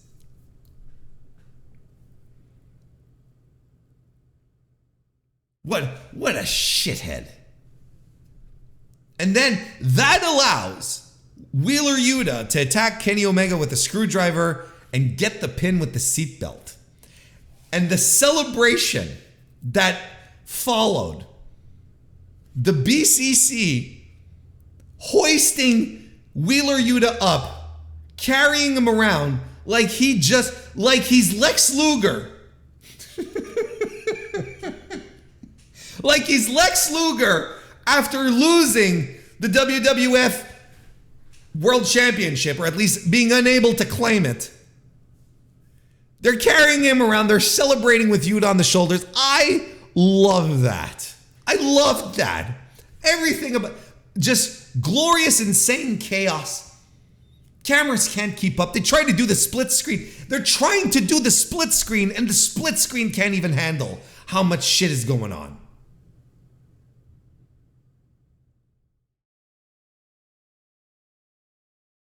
This was great. I can't say enough good things about it. You know, on my preview show, on my Double or Nothing preview show, I had Jesse Collins with me, right, from WrestleNomics, Gentleman's Wrestling Podcast, fellow Vow contributor. He said maybe having all of these. This is what he threw out there. Maybe having all of these big league talents, right? You know, the Elite, the BCC, everyone involved here. Having them all stuffed into the main event. He posited, he wondered, maybe this is going to leave the mid-card feeling a little sparse. Maybe, yeah, but listen, this match ruled. And I know it's like, now everyone's like, oh, Blood and Guts is coming up next. I'm like, really? You guys want more of this? You guys are nuts, but I'm okay with it. If we want more gory self-mutilation. I mean, this has been a blast, right? So then now that, of course, the speculation is who could be the fifth man to jump on board with this? Who's going to be the fifth guy? People were chanting for Kota Ibushi. And you're going to tell me, we got an arena, 10,000 people chanting quite loudly for Ibushi. And you're going to tell me that Kota Ibushi, no one knows who he is, and we're going to need weeks of pre-tape, of previews to let us know who he is. And come on, hit the bricks now. Let's hit the bricks. Was it better than last year's? Look. I don't think anyone should be in a position to have to make a choice here. If anyone forces you to make a choice, you're in a bad spot. I still like last year's better. And I think purely based on, you know, the fact that it was just fresh out of the box, we didn't know what to expect, you know, and everything was just like this mind-blowing, this mind-blowing cavalcade of craziness, right?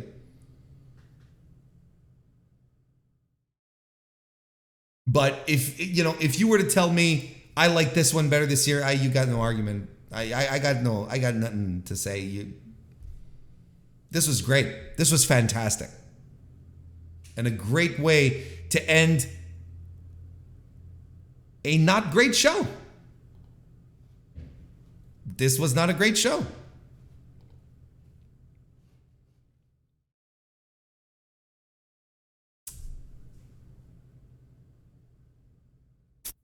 It wasn't good.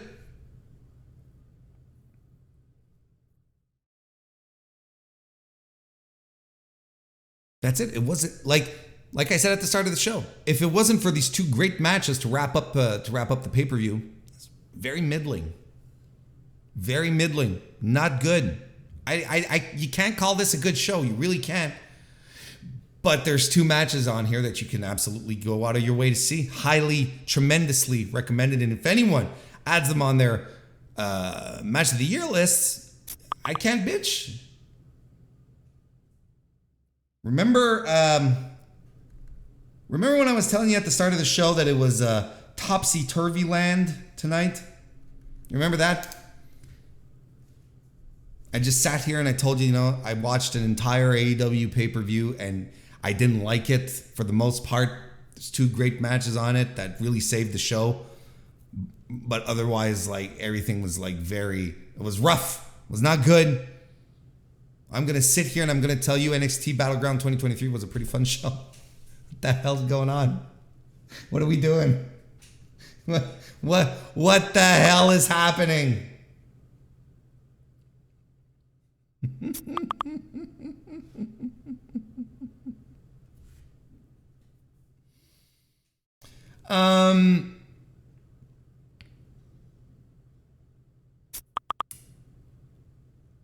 It happened on May 28th, Lowell, Massachusetts, at the Tsongas Center. So again, NXT back on the road. This was, like I said, I think overall this was a fun. It was overall a fun show. Not everything was great, but it wasn't. I've sat through much worse NXT cards than this, and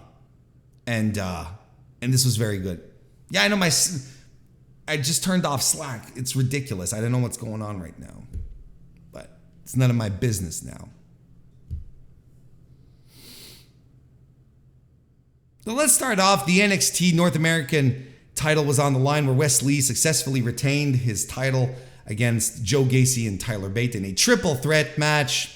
Look, I thought this was a fun, capable opener. Nothing more. Okay, now here's the thing.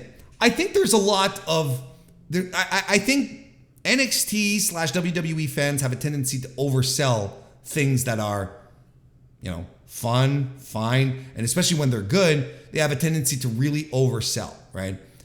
There was nothing wrong with this match. I enjoyed it. I thought it was fun.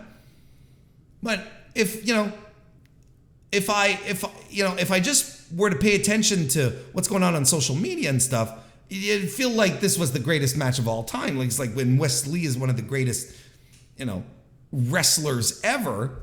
I'm like, it was fun. It wasn't great. I don't know. Well wrestled, a conventional bog standard WWE three-way match. No surprises here. The structure was there. You could see it. I think Wes Lee is good. I think he's overhyped, but I think he's good. I just think, people want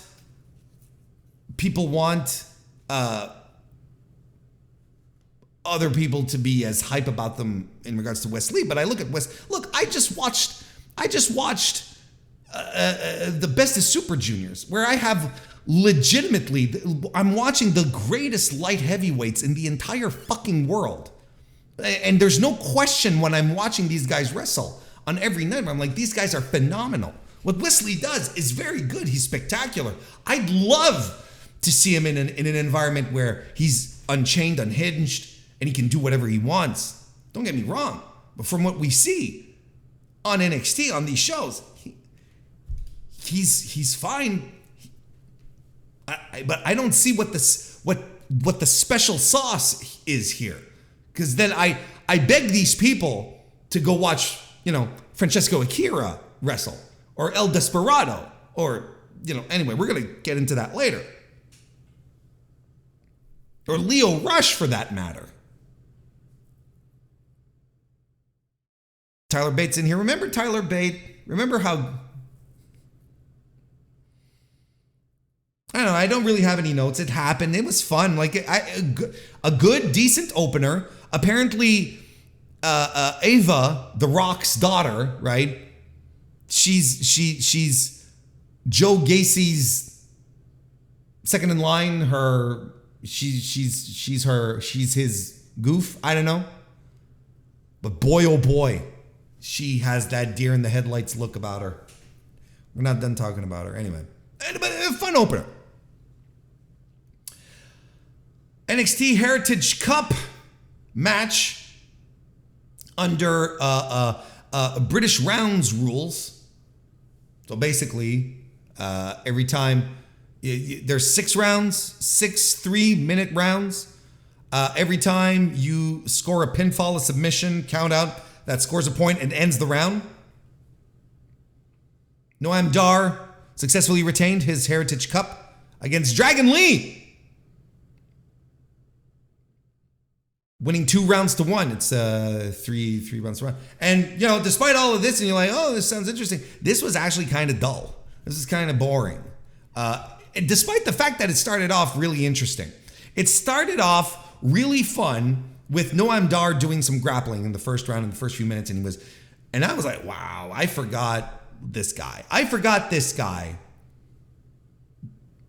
being as good as he is. Dar, one of the last leftovers of the Cruiserweight Classics that still works for the company, a 205 Live alumni, an NXT UK refugee. Basically, he kills brands. Every brand he's been on dies. Watch out, NXT. He's the plague for wrestling brands in WWE. But despite the fun little exchange that he had with Dragon Lee at first, I'm like, nothing happened. The match was kind of empty.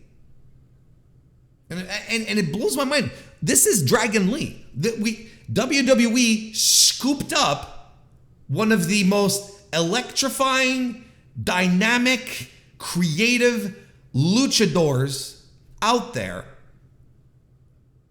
Just scooped them up. A vet.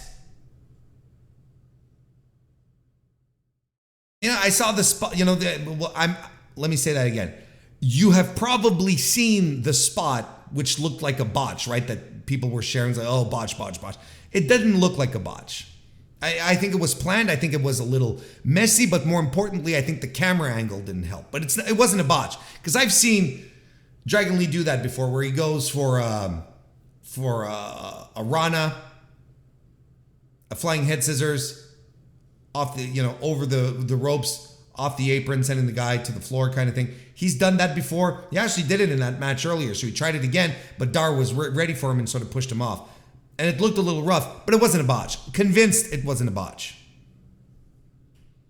And honestly, I don't know if it's the house style that's holding him back, but there's nothing special to him. There's nothing that makes him Dragon Lee. And this is the second time I see him on a main NXT show. I saw him at the fucking Stand and Deliver bullshit, and he was, a non-factor, and he was essentially a non-factor here either.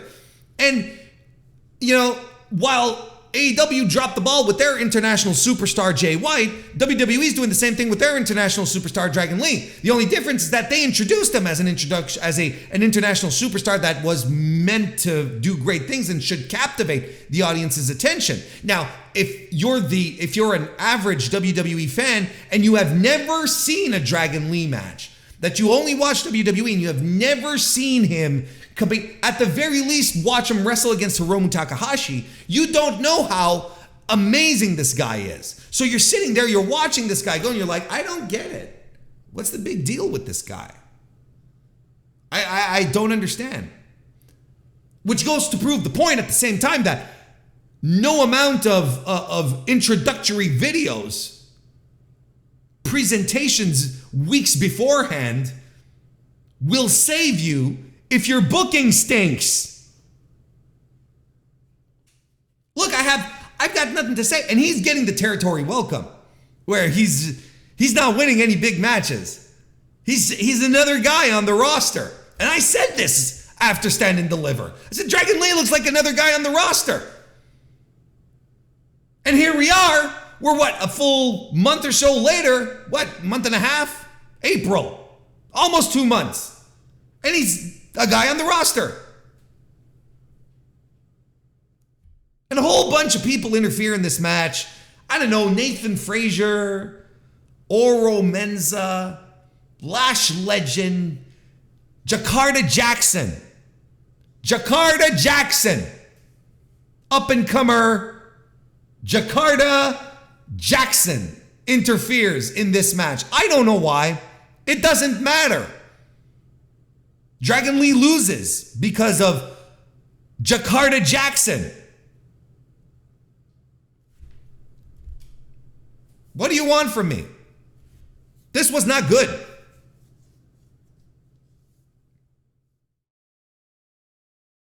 And we get Ilya Dragunov defeating Dijak in a last man standing match.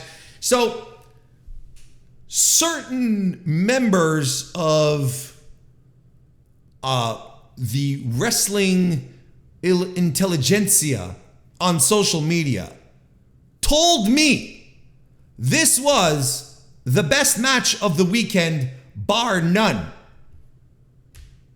Hefty praise, hefty praise. After watching this match, I would venture that the individuals who were calling this the best match of the weekend in a very busy match, a very busy weekend in professional wrestling. Let's not get this crossed. I would say that the individuals saying this was the best match of the weekend did not watch any other pro wrestling that weekend. I would go as far as to say that this wasn't even the best match on Sunday, much less the weekend.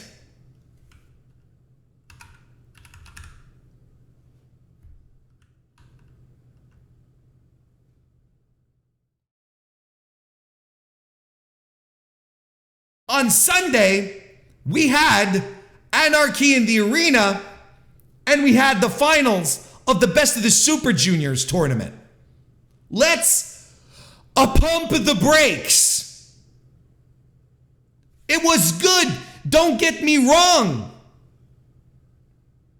I love Ilya Dragunov. I think he's great.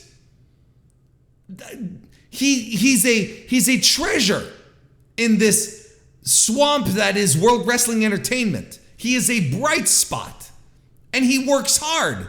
He works stiff, and I enjoy that. I appreciate that. Dijak was able to hand it back, receive it, and deal it back. They had good, violent chemistry with each other. But here's what happened. I'll tell you the exact moment that I was taken out of this match. This is the moment where I went from being curious as to whether or not this might be best match of the weekend to nope, absolutely not. We're on the floor. Dijak is pulling out a table and he's holding it up straight, like sort of angled. He's behind it, right? So he's holding it up. He's got the table right in his face. Ilya Dragunov, being the fool that he is, starts running on the floor. We're on the floor. Starts running and just crashes right through the table. Table bends in half, falls on Dijak, blah, blah, blah, and Ilya gets a huge gash right on his chin. Starts pouring blood. I'm like, fucking right, let's go. Now we've got ourselves a last man standing match. Here we go, fellas. Referee starts the count for the 10, it's a last man standing. You know how this works. But WWE happens. It's the only way I can explain this. WWE happens. They move the cameras away. They don't go back to show Ilya, oh, we got a couple of shots of him with the blood pouring out of his chin. So they move the cameras away. The ref stops counting. The ref comes behind Dijak to tell him something. What do you think he's telling him? He's telling him, give us a minute. We've got to patch up Ilya. We got to clean up the blood. So while everything is off camera, you've got the medical people who are putting, that special, they're doing this, rubbing the blood off, and they're doing, the temporary glue thing to keep like flesh together. You know what I'm talking about? They're doing a Hell in a Cell thing. They're doing exactly like what happened to Finn Balor at WrestleMania. They're doing this right here. They're doing this right here in a fucking last man standing match. And I can't believe it. This completely killed the flow. We had legitimately a timeout coach in a wrestling match. For blood. Not, a cervical injury, a break. Just a gash. We're going to get we got a little bit of color. We got to cover that up. It completely took me out of the match. Flow completely interrupted. And can you imagine? You're Ilya Dragunov, well-traveled, multi-year veteran who's been up and down every road, more and more, up and down. And he's being told, hang on, we got to stop the match because we got to patch you up. Stiff, snug, violent worker, Ilya Dragunov. Hang on, buddy. We got to... Imagine. The match, to me, doesn't recover. I'm out of it at this point. I'm completely disconnected. Because now, we're getting a television production that features pro wrestling. This is what it is. This is not pro wrestling match. I don't know what I'm watching anymore. But it ain't pro wrestling. And I don't understand why WWE has this complete and utter fear of leading into the accidental blood. I can understand the decision of saying, we don't want blading. We don't want gory self-mutilation. We don't want that.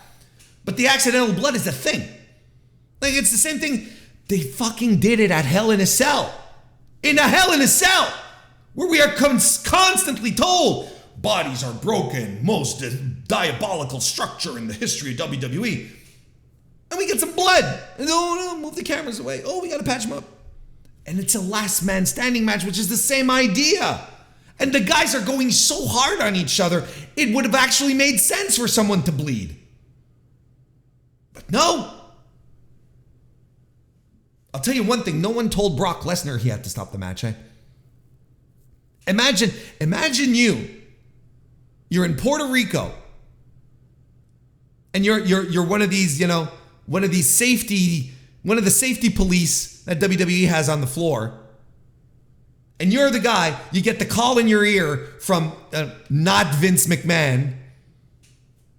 It says, you got to tell Brock we got to patch him up. You go tell Brock Lesnar, hey pal, you got a scuff on your nose. We can't have that. We're gonna patch it up. Brock Lesnar will probably throw you into the 7th row. So of course they don't do that with Brock. Oh, we're gonna have to deal with it. It's Brock.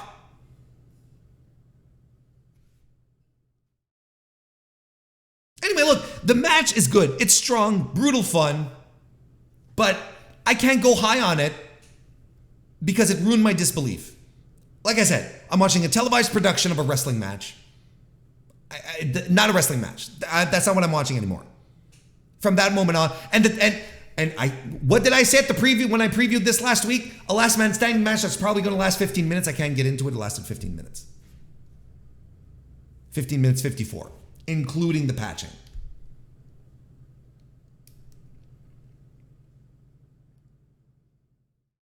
That said, Dijak wailed on Ilya Dragunov with the kendo stick. And Dragunov won the match with, first he did a torpedo Moscow, and then a flying forearm to the back of Dijak's head onto a chair. I think this was the best match on the show. Nonetheless, I thought it was very good. But that whole sequence just completely took me out of it. And don't believe the hype. It's not a great match. It's not. And it's not it's not even, like I said, it's not even the best match that happened on Sunday. Don't even talk about the weekend. Not even the best match on Sunday.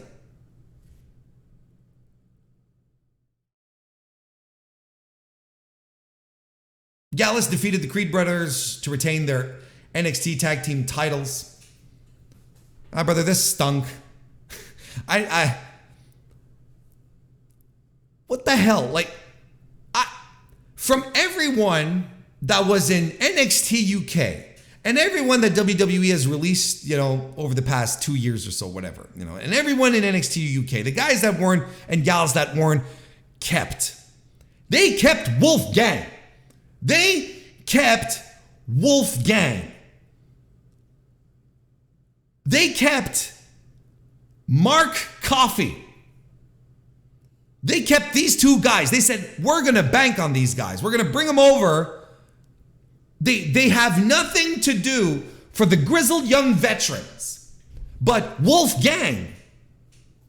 Wolfgang, we're going to hang on to him, though. Mark Coffey. Generic wrestler, number 62. Mark Coffey. Who's got no personality. Nothing. His brother, Joe, has all the charisma. He's the star. Mark got nothing for me. And Wolfgang.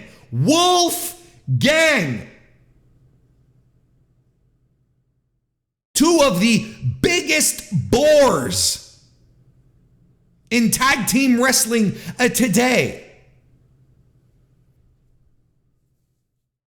The only fun spot in this match was Julius Creed throwing those belly-to-belly suplexes over and over again, followed by a kip-up. He'd hit one, he'd kip up, he'd hit another. He'd kip up, he'd hit another. He'd kip up, he'd hit another. That was fantastic. He did like a dozen, I think. Maybe 10. This was the only really good part about this match. And I love the Creeds. They're green. But I love them.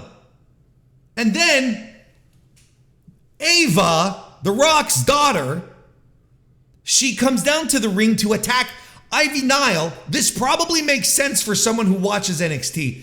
I'm sitting there going, what the hell's going on? But she attacks her. She throws her into the post in the most awkward way. This girl got nothing from her dad. It's crazy.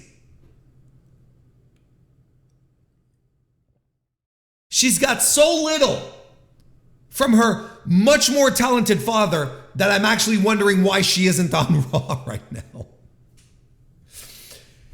She attacks Ivy Nile, and for some reason, these things happening outside the ring are distracting everyone. The Creeds, the ref, for some reason. And that allows Gallus to get the win. So whatever was happening between Ava and Ivy Nile caused everyone in the ring to just forget about the match, and I don't understand. Low point of the show. I sound very low on it, but there's really two matches I didn't like. And it's a short show. Like 2 hours and 15 minutes, and if you fast forward through all the nonsense, you're like within an hour and a half, you're done. Like it's a breezy little card to get through. Don't get me wrong. And then Tiffany Stratton defeated Lyra Valkyria in the NXT Women's Title Tournament Finals. She is the new NXT Women's Champion. This I thought was quite good. I thought this was quite good. A solid, down to basics performance by two women who understood clearly the spot they were in. They understood the amount of spotlight they were under, they were ready to deliver here. They were absolutely ready to deliver. And, you know, we shied away from the Roxy favorite and, you know, whatever the hell Cora Jade does. Like, the tournament ended up being a surprise. It was not what I was thinking was going to happen. Actually, this was my Warren Hayes pick scenario, but not the one I expected to happen. I thought we were going to get Cora Jade and Roxy in the finals, but instead they went with the Warren Hayes special, which I thought was interesting. Stratton's stock is on the rise, putting her in the ring with Valkyria, who is a 10-year vet, near 10-year vet, was a brilliant idea to continue to get the girl over, because whatever Stratton had maybe some deficiencies in, Valkyria had the experience and the gumption to guide her through it. I thought they matched really well. And Stratton's grown on me. I've been talking about this. Stratton's grown on me. She's worked hard. She's one of the few who's truly improved. Like, everyone throws, oh, they've improved around a lot, but she has been notably improving. She's much better than where she was 7 months ago. And she worked hard in this match. She did great. Both of them did. They both did great stuff. Stratton is still unfinished. You know, we can't sit here and pretend, okay? Because she's unfinished. And I'm not saying here that she's going to take everyone by storm. She's still got work to do. She's good. She's not great. She's still very green. But she's better than a lot of the wannabes on this PC roster that they have. Trust me. And look, they got her pulling out a Moodalock in this match. A stretch muffler. She said it herself. I'm watching tape. Like, goddamn right she's watching tape.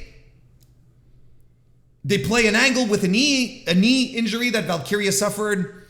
They're selling it great, and Stratton looks really aggressive in it. And there's a weird spot when Valkyria does a roundhouse kick, but she buckles under the weight of her injured knee, so she doesn't fully complete, like she doesn't follow through completely on the roundhouse, but Stratton still sells it.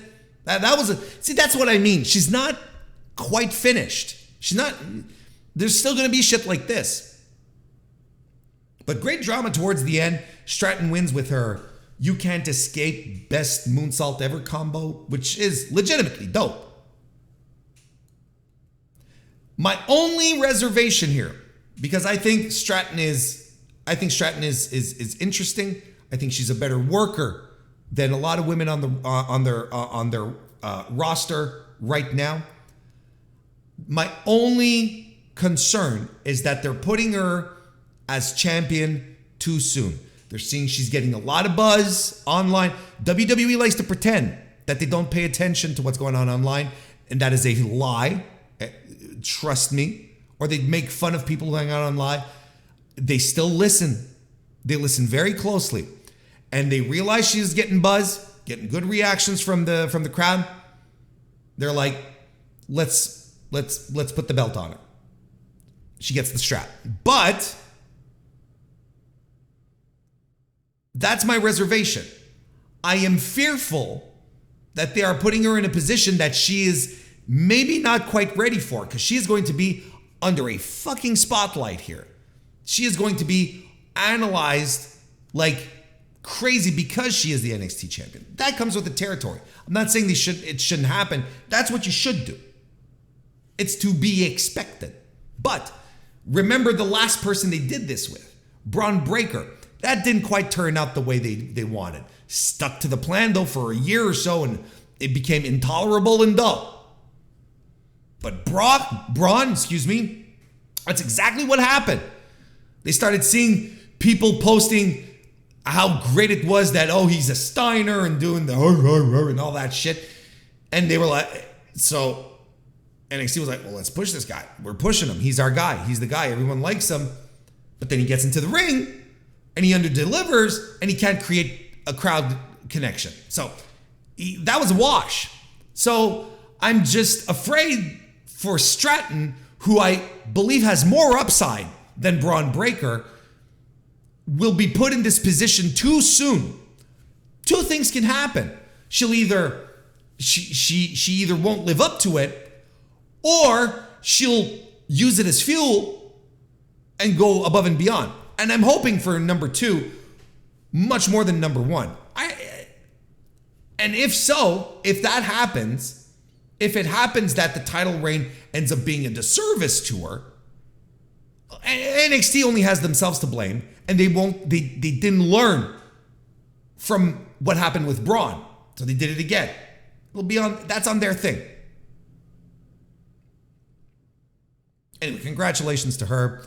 And the main event was Carmelo Hayes successfully retaining the NXT title against Braun Breaker, who is a werewolf now. I don't know if you knew this. Braun Breaker is a werewolf. This was okay. It was like, it wasn't a tremendous main event, but it was better than their stand and deliver match. Not even close. But, look, Braun, I think, this was my first time seeing him in his heel thing as a werewolf. I think the heel work is going to suit him. He seems more comfortable in it, right? Like a lot of wrestlers are. But he just does a lot of standing around in his heat segments. He does a lot of standing around, and he needs to fill in the moments between a power move and into the other move and so on and so forth. The moments he's not doing shit, he can't just hit a move, then stare at his opponent and walk around. Like, he can't do that for 20 seconds every fucking time.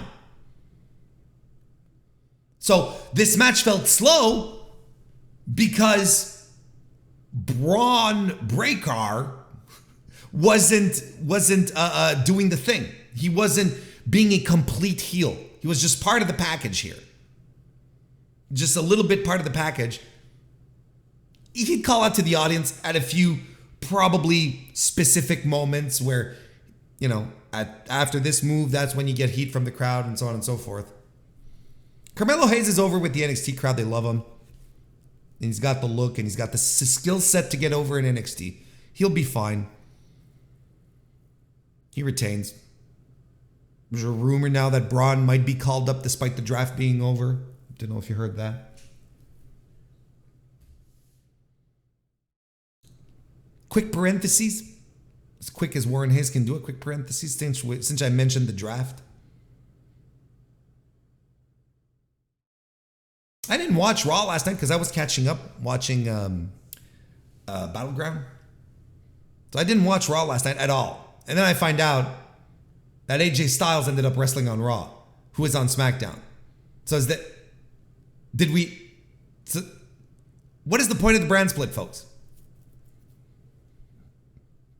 Like, we have to stop pretending that this is meaningful.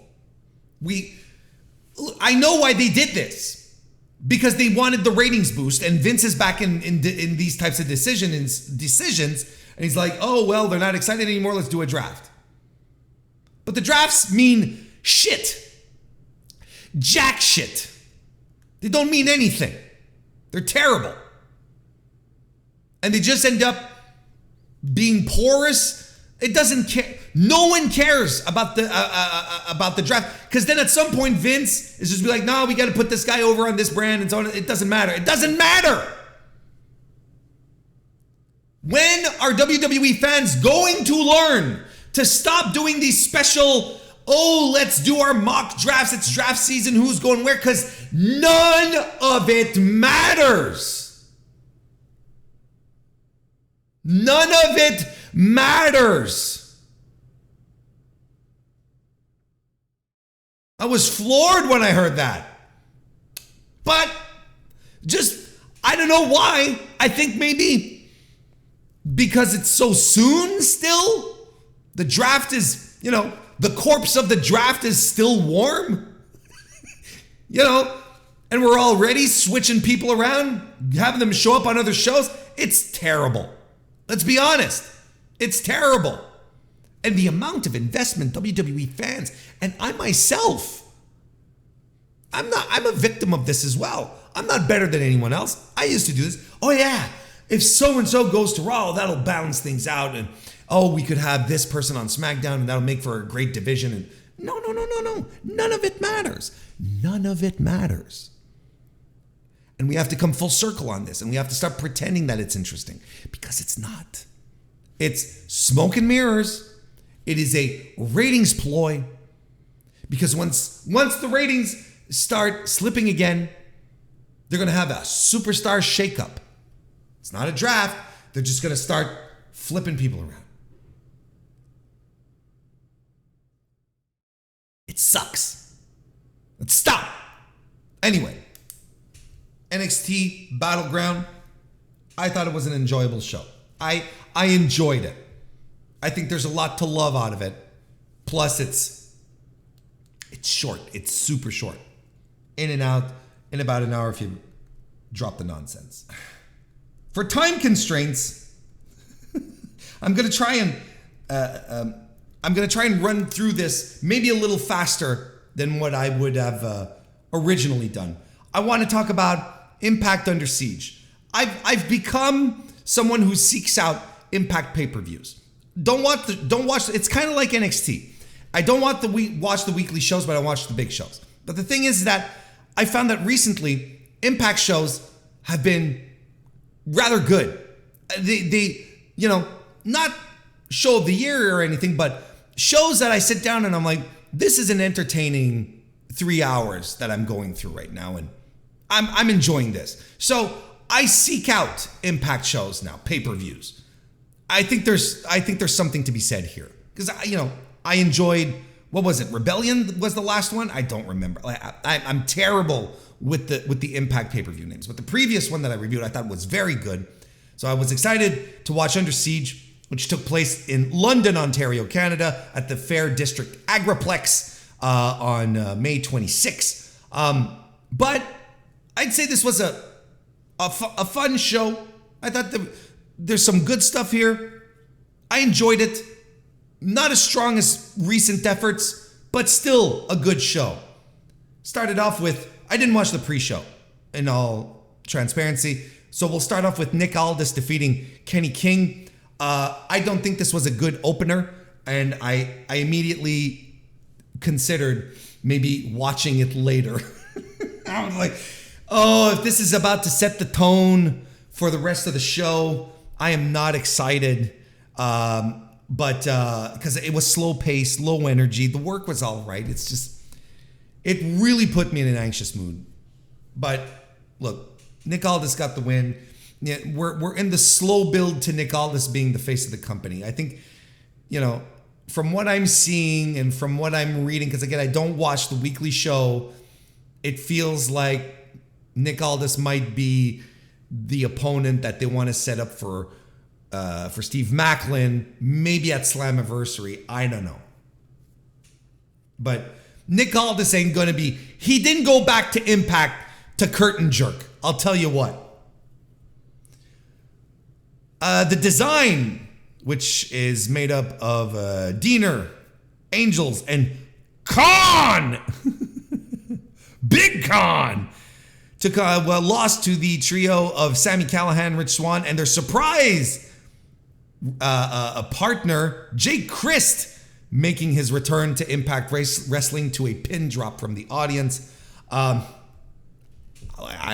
don't know who'd get excited at a Jake Christ return anywhere, but nonetheless, match was pretty fun. Nothing to blow your mind, but it did wake the crowd up after the Nick Aldis Kenny King affair. It was a fun little spot where they gang up on Khan, Big Khan, the Khan. And they do super kicks and a sleeper spot, which was a lot of fun. Rich Swann gets a roll up on Alan Angels. That was fine. Trinity defeated Giselle Shaw. The crowd was into this one. It would seem that the story and the star power of Trinity made this work. Apparently they have a pretty good story going on, and this boiled into this match. I thought this was fine. I enjoyed it. Shaw lays in with some strikes and elbows and European uppercuts. There's some sloppiness at some point, and I don't know why. I don't know what's going on. It's like Trinity is trying to do these moves, and Giselle doesn't know how to sell it. Does that make sense? Like, she's trying stuff, she's doing things, and it's like Giselle doesn't know how to. She's like selling it super awkwardly. Draping DDT by Shaw. Trinity lands the split-legged moonsault. And then there's this weird code red attempt into something that looked like an Anaconda Vice Rings of Saturn mashup. A very odd looking finisher submission. Or I'm looking at it and I'm like, man, I could get out of that. I don't know. But good energy, good vibes. Crowd was into it. Like, ultimately, nothing terribly wrong with it. Nothing terribly good, but nothing terribly wrong either. Then we had the Impact World Tag Team title match, where the team of ABC, Chris Bay and Ace Austin defeated the debuting Subculture, Flash Morgan Webster and Mark Andrews. This was great. This was a great and impressive showing by the Subculture boys here. And on top of that, the continuing meshing of Austin and Bay as a tag team. I often talk about how, Catch 22 over in New Japan, probably one of the top 3 tag teams in the world. I mean, Austin and Bay are just so good. And they've come together as a team so well. I would add them in a top 5. Their work is spectacular. These guys are pros, like world class. For all 4 of these guys, just world class performers putting on a top notch pro wrestling tag team match. This was barrels of fun. When's the last time you heard someone say barrels of fun? Flash Morgan Webster is the babyface in peril for a great heat segment by the Bullet Club boys. And then Mandrews gets the hot tag, and boy, oh boy, does it deliver.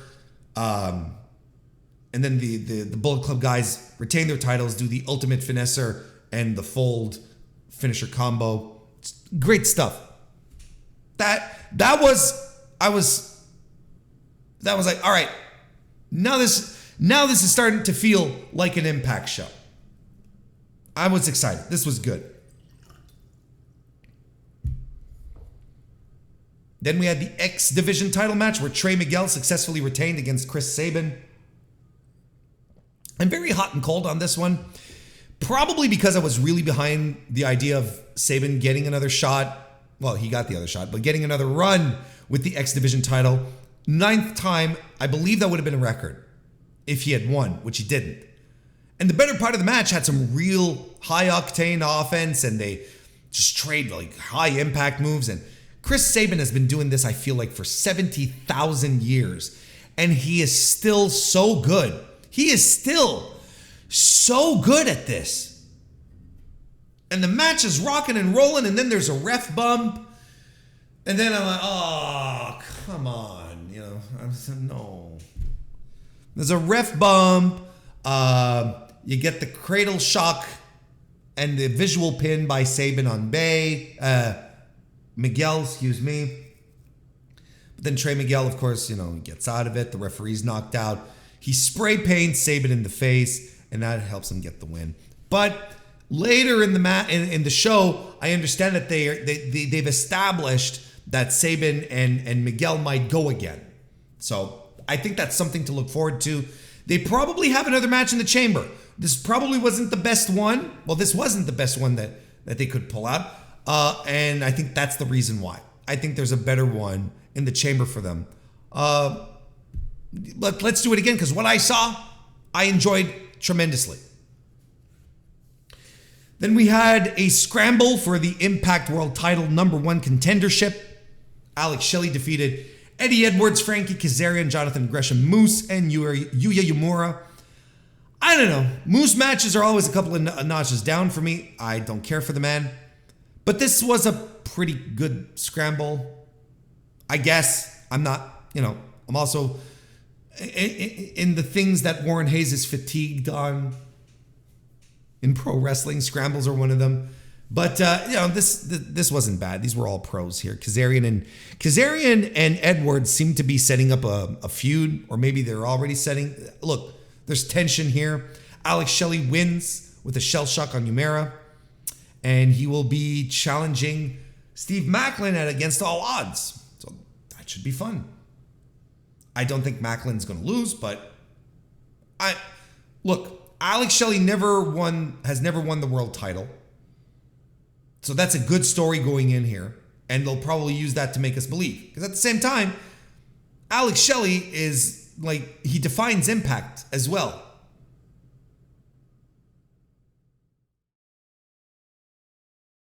Never won their world title. There's a good story there.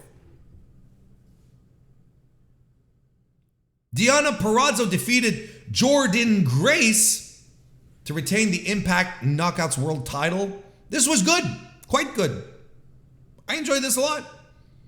And before the match, they had been or before the show, actually, there were reports that Jordynne Grace was done with Impact, and they were teasing it here leading into the match. The only thing that I felt was I felt that Jordynne Grace lacked urgency. Because look, she cut a promo earlier in the evening saying, I want to be the face of the company. I want to be the best. Otherwise, what am I doing? Right? Kind of thing. And it never really came across like that in the match. She didn't feel like she was grabbing it and just ugh, this is my do or die.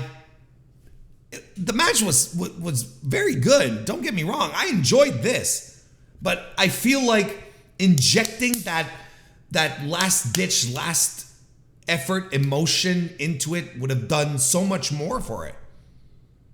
Deonna, always fantastic, gets overpowered early in the match. She blocks Jordynne Grace blocks a head scissors. Purrazzo does a side Russian leg sweep into an armbar, which is always cool. Grace does a torture rack thunderbomb. I'm not quite sure how to call it. Big Bang Theory by Deonna Purrazzo. A jackhammer by Grace. Deonna Purrazzo does a Queen's Gambit, but Grace kicks out of it. Some good back and forth, strong stuff until Purrazzo lands a second rope Queen's Gambit, from which Jordynne Grace does not get back up from. So the question that we have here on everyone's mind is, what is next for Jordynne Grace? What are we doing? What is the next stop? So we'll have to see how all this goes. But good match. I enjoyed it. And then the main event, Steve Maclin defeated PCO to retain the Impact World title in a no DQ match. Have you seen any images from this match? Have you seen video, stills, pictures from this match? Because if you don't know what I'm about to talk about, you're about to be shocked, I believe. Because this was insane in multiple ways. And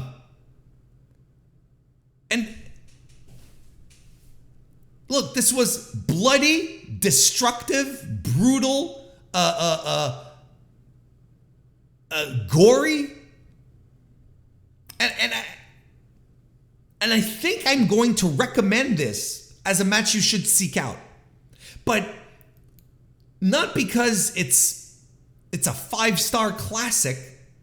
I don't even know how anyone could rate this. It has a pretty high rating on Cage Match. I'm like, I don't know, but it's a spectacle is what this is. It is fascinating. And again, you don't watch this for the work rate or the great compelling, psychology here. You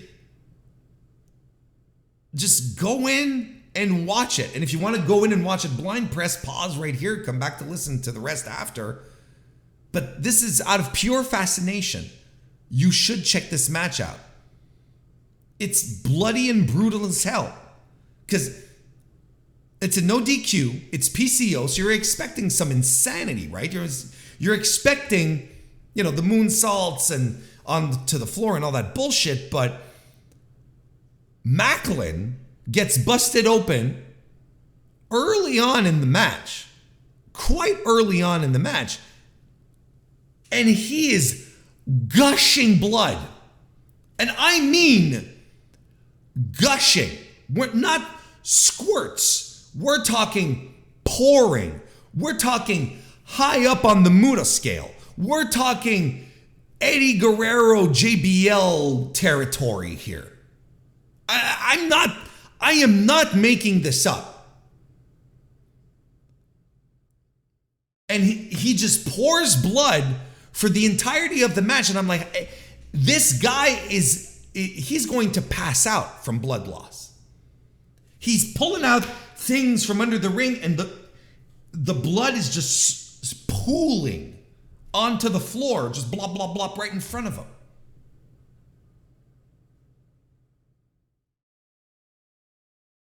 And the thing here is PCO is supposed to be the Frankenstein, right? That's his thing. It's like the guy who just can't die, right? You can't put him down. There's nothing you can do. But we have MacLeod here, whose blood is just escaping his body. And he's pulling through everything to stop PCO. And I'm wondering how this story even works at this point. Like, one guy can't die, and the other one is doing everything to not die. Like, I'm rooting for MacLeod, right? Putting concrete slabs on PCO's chest and cracking them on with a sledgehammer. Yes, this is shit that's happening. But I'm rooting for him because I'm like, end this fucking match, man. And there's this spot, this is maybe something you've seen. MacLeod has a staple gun and he's stapling PCO's mouth shut. And he's not pretending. He is going for it. Stapling the mouth through the lips, whatnot. We get PCO after. He's got a pair of pliers and he's pulling the staples out of his lip. Camera zooms in on it. Like, and he's tugging at it. You see the lip. I'm like, what the fuck am I watching?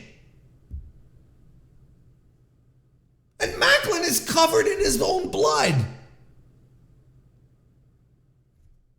MacLeod eventually wins the match with a KIA on a row of cinder blocks. Yes, that's something else that was set up here. And he looks like the conquering hero, returning from the battlefield, drenched in the blood of his enemies, but it is his blood. It's his own blood. So again, like, I recommend this match. It's death match. If you absolutely have distaste for death matches, don't watch this. But there's no barbed wire, no light tubes. There's none of that. It's a fascinating spectacle. A fascinating spectacle.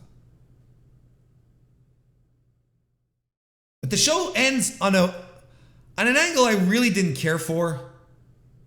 And we got... So the deal here is that MacLeod and Scott D'Amore hate each other, right?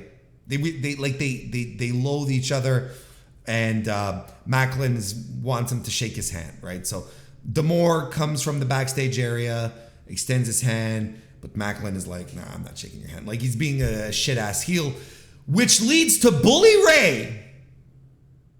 Just as I was writing in my notes, wasn't it nice to watch an Impact show without Bubba Ray Dudley? Bully Ray shows up, attacks D'Amore. MacLeod comes back in. They double team him. Matt Raywalt, right? Drama Matt, comes off of the commentary to step in. He gets they throw lighter fluid on it. I'm like, oh no. This could go so many ways. And I've already seen a guy empty his body of blood. I'm good on this shit right now. PCO comes to try and break this up. The Motor City Machine Guns too. They get laid out by the unstoppable force of a Steve Macklin, who probably has like, a half cup of blood left in his body, and the Brock Lesnar of Impact, Bubba Ray Dudley. They shove everyone off, and they light a table on fire, and they powerbomb fucking D'Amore through it. And I'm like, okay, what the hell am I This is why I have such trouble with Impact. This is why I don't watch the weekly shows. Because I'm like, this is nonsense. Anyway, a lot of people think this is building to Scott D'Amore coming back to the ring to fight Bubba Ray, coming out of retirement, one match only. Because I think they have a show in Windsor, Ontario, and isn't that where Scott D'Amore's from? Isn't he from Windsor? King of the North is in the chat. Nice to see you. And indeed, who wants to see that shit? Who is that for? The match is not done. It's not signed, sealed, and delivered. But who wants to see Scott D'Amore versus Bully Ray in a match in the year of our Lord 2023?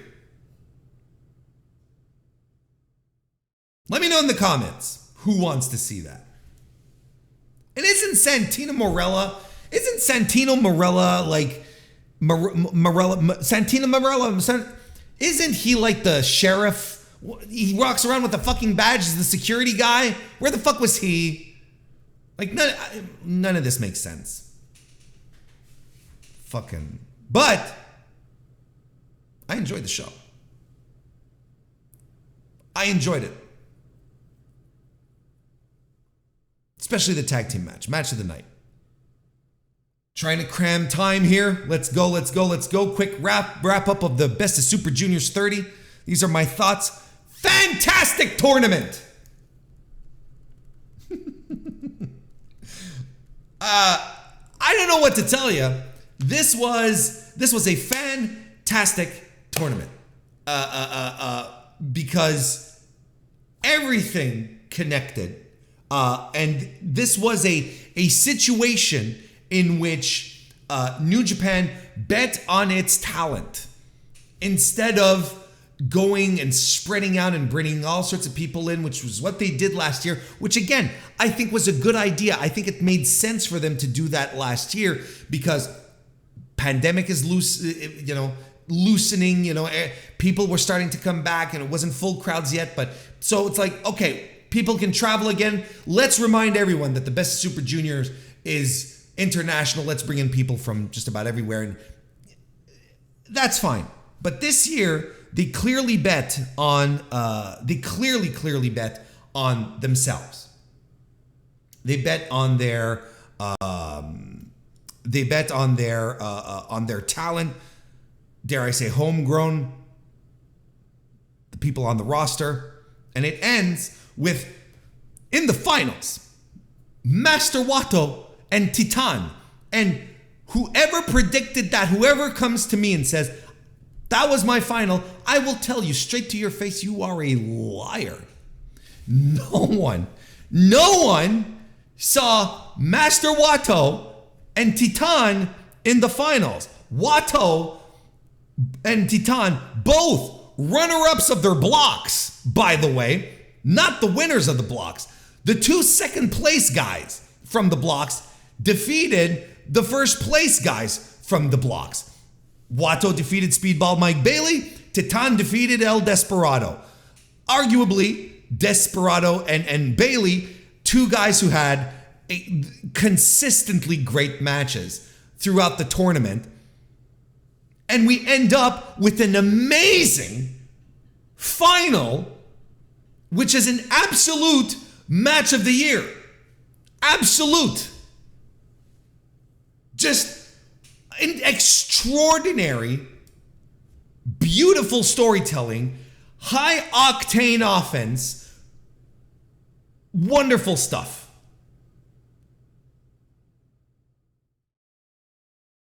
Talk about it in a second, but overall, continuing down the path of random thoughts that I have here, this aligns perfectly. And when you look at the finals, when you say, holy shit, Wato and Titan, but you look at everything that's happening in New Japan that's been happening for the past 2-3 months, and you can even argue since January, since post Wrestle Kingdom, everything makes sense. Gedo is in a mood to refresh New Japan. He's seeing his older guys getting older. He's seeing, Jay White hitting the bricks. He's got the possibility of Will Ospreay hitting the bricks. Tanahashi, come on, okay. We're starting to talk about the downfall of Tanahashi at this point. He's investing in his new guys. He's putting Sanada in the world title spot. He's putting Huge Suge into these spots. He's pushing Umino. He's pushing Narita. He's doing all these things, bringing up new faces, shifting things around in the more established, amongst the more established workers in the company as well. He's trying shit out. So this makes sense that he'd do it in the juniors division as well. No Desperado, no Hiromu, no one of the stalwarts of the division, no Ishimori, unfortunately, who got a terrible injury. But nonetheless, we're continuing down this path of New Japan doing new, fresh things. And if you can't get excited about that, I don't know what to tell you. That's exciting. That's what it feels good. It feels good to know that we're trying out new things, and that the things we're trying out are landing. It's not just we'll throw things at the wall and see what sticks. It's like we're throwing things and it's not sticking at the wall. It's sticking the landing. It's making things. It's making sure that whoever keeps moving forward as the new fresh crop of top guys, they're actually 100% capable of delivering. This was fantastic. And look, Kushida back in the tournament this year, non-factor. Taguchi, I think it's been pretty clear in this tournament. He says, I think this was his last Best of Super Juniors. Sure, he was still there to eat the pins, but he came in saying, I'm going to do this seriously, no butt stuff. No butt stuff. I'm not clowning around. I'm doing this seriously, and he still couldn't get the win. Why? Because these older guys who have passed on the torch. Kushida did his torch passing to Hiromu a while back. Taguchi, he's been a non-factor for a while. So both of these guys now, older, of another generation, they're seeing these new guys come in and they can't keep up. It makes sense. It works. And I am excited in this perspective. I am so excited for the G1 to see what's going to happen in this year's G1. I suck at predicting the G1. It's a WarrenHayes guarantee that I will be unable. I have been unable for years to properly predict an outcome for the G1. I stink at it. I can guarantee this year I have a minus 50% chance of getting it right because of everything, because Gedo is in a mood, because Gato's excited. I'll have some thoughts, of course, but I'm excited. The G1, I'm so excited for the G1 now, based off of this. This was a great tournament. Couple of quick notes here. Dan Maloney, started off rough. People were wondering what the hell's going on. He picked up. He got his footing. He found his footing as the tournament went on. We got to be fair here. His first few matches, I agree, something wasn't quite right. Something wasn't clicking. But as the tournament went on, in his last few matches, he was very good. And he really found his footing. Good for him. Kevin Knight as well was a delight here. You know, Kevin Knight, I think, has tremendous upside. He's not a finished product by any stretch of the imagination, but he's very close. He's closer than a lot of people who I have a tendency to talk about. And he's got charisma. He's got that. He's got all the elements, these surprise drop kicks, these bursts of energy, which really respond well with New Japan crowds. I don't know if this guy's going to stay in New Japan forever. But my guess would be no, because I think he has a lot to offer any promotion. There is eventually going to be a bidding war for this guy. And he has tremendous upside, very high ceiling. And of course, I mentioned it, Taiji Ishimori having a legitimate and terrible injury to his cervical vertebrae. He'll be out indefinitely, and this is the kind of thing that you don't bounce back from. Like, this is not a tear or a sprain or even a break. You know, it's not just like, not a break like breaking your arm. This is bad. This is very, very bad. And I only hope that he'll heal up properly. We'll see what happens with wrestling after. I can only hope that he will heal up adequately, properly moving forward here. You want some recommendations? I'll give you some recommendations, yes.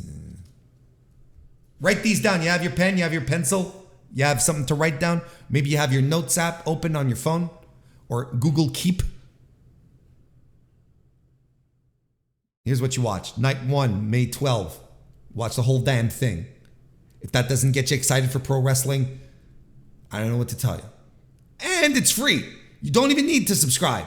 You don't even have to pay a dime to New Japan Pro Wrestling to watch this. They gave it away for free. Free show. And from top to bottom, great stuff. Excellent kickoff show.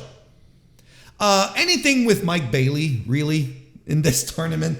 Mike Bailey was he loves to wrestle. He just loves to wrestle, and he's unstoppable. He'll wrestle, it probably, grueling tournament, 10 matches within 15 days. And he's like, okay, I did 10 matches in 36 hours. It's like, who cares? El Desperado versus Yo on night 5, May 17. Fantastic.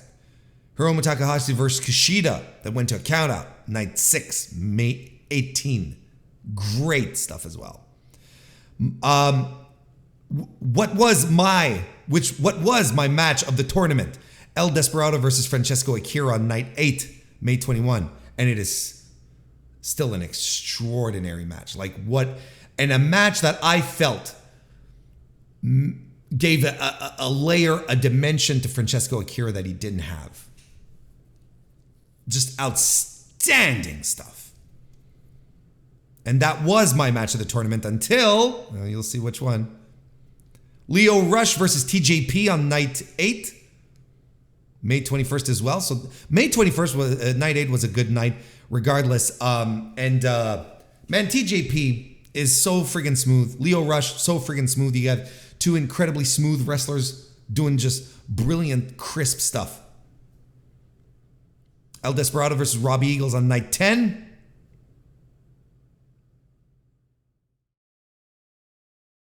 Titan versus El Desperado in the semifinals on May 26th.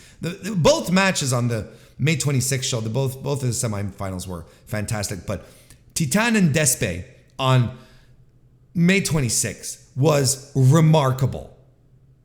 Was a remarkable showing.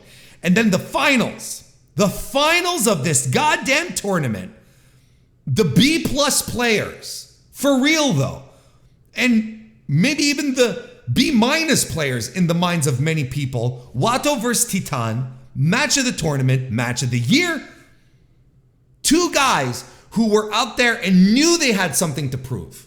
They know where they are on the pecking order. They know how fans feel about them. No one predicted Wato and Titan in the main event, the finals of the Best Super Juniors 30. And this is where we are, with Master Wato being the winner. Master Wato, who debuted in the pandemic in the worst conditions possible, with the fucking blue hair and, you know, the goofy running within the bamboo forest thing, and the, you know, this thing, and the blue fucking everything. This ruled. Both of these guys elevated themselves. Both of these guys elevated themselves. We'll never not take them seriously again. Just great stuff. Great stuff. Yep. Titan is a made man. Absolutely fantastic stuff. Let's wrap it up with a quick preview of New Japan Dominion. It's the big one. Osaka Joe Hall this weekend. It's the second biggest show of the year for New Japan. It's their summer show. It's their, you know, if Wrestle Kingdom is their WrestleMania, Dominion is their SummerSlam. How about that? So, of course, in Osaka, Japan, Osaka Joe Hall, this weekend, June 4. Kicking it off with the IWGP United States Heavyweight Title #1 contendership match. Lance Archer versus Will Ospreay. Whoever wins this match gets a chance.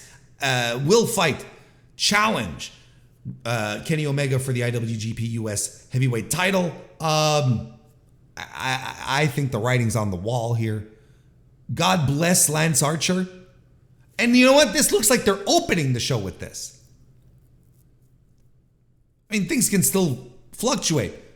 But usually, you know, for these types of cards, what you see on the New Japan website, NJPW1972.com, it's usually the match order.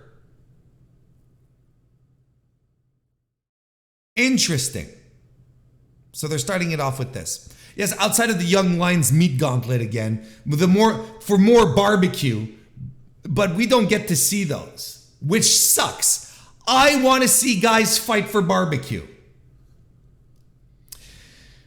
The LIJ crew, Bushi, Shingo Takagi, Tetsuya Naito, and Titan will be taking on the Just Five Guys group of Duki, Taichi, Taka Michinoku, and Yoshinobu Kanemaru. Continuing that little stint of, that little blood feud. It's not a blood feud, but that,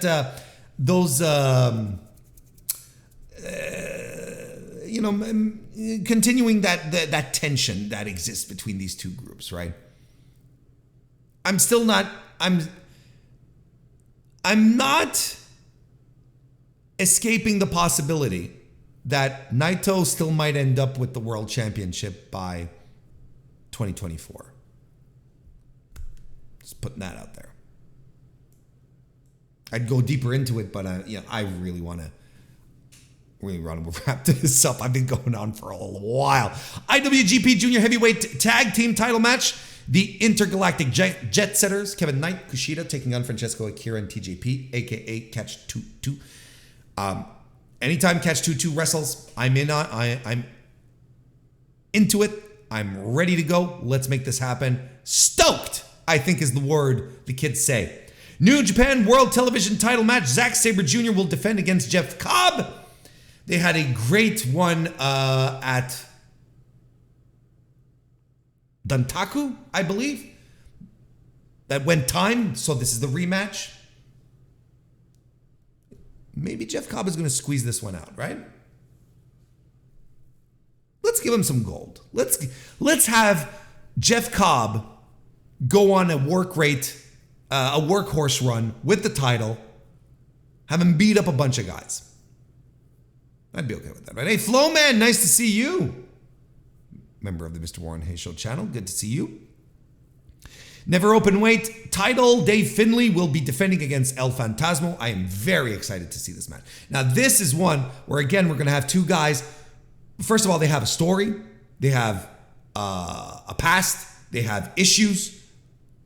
And they both are in a position where they are on the rise. So both of these dudes are going to work super hard. This will probably be one of the...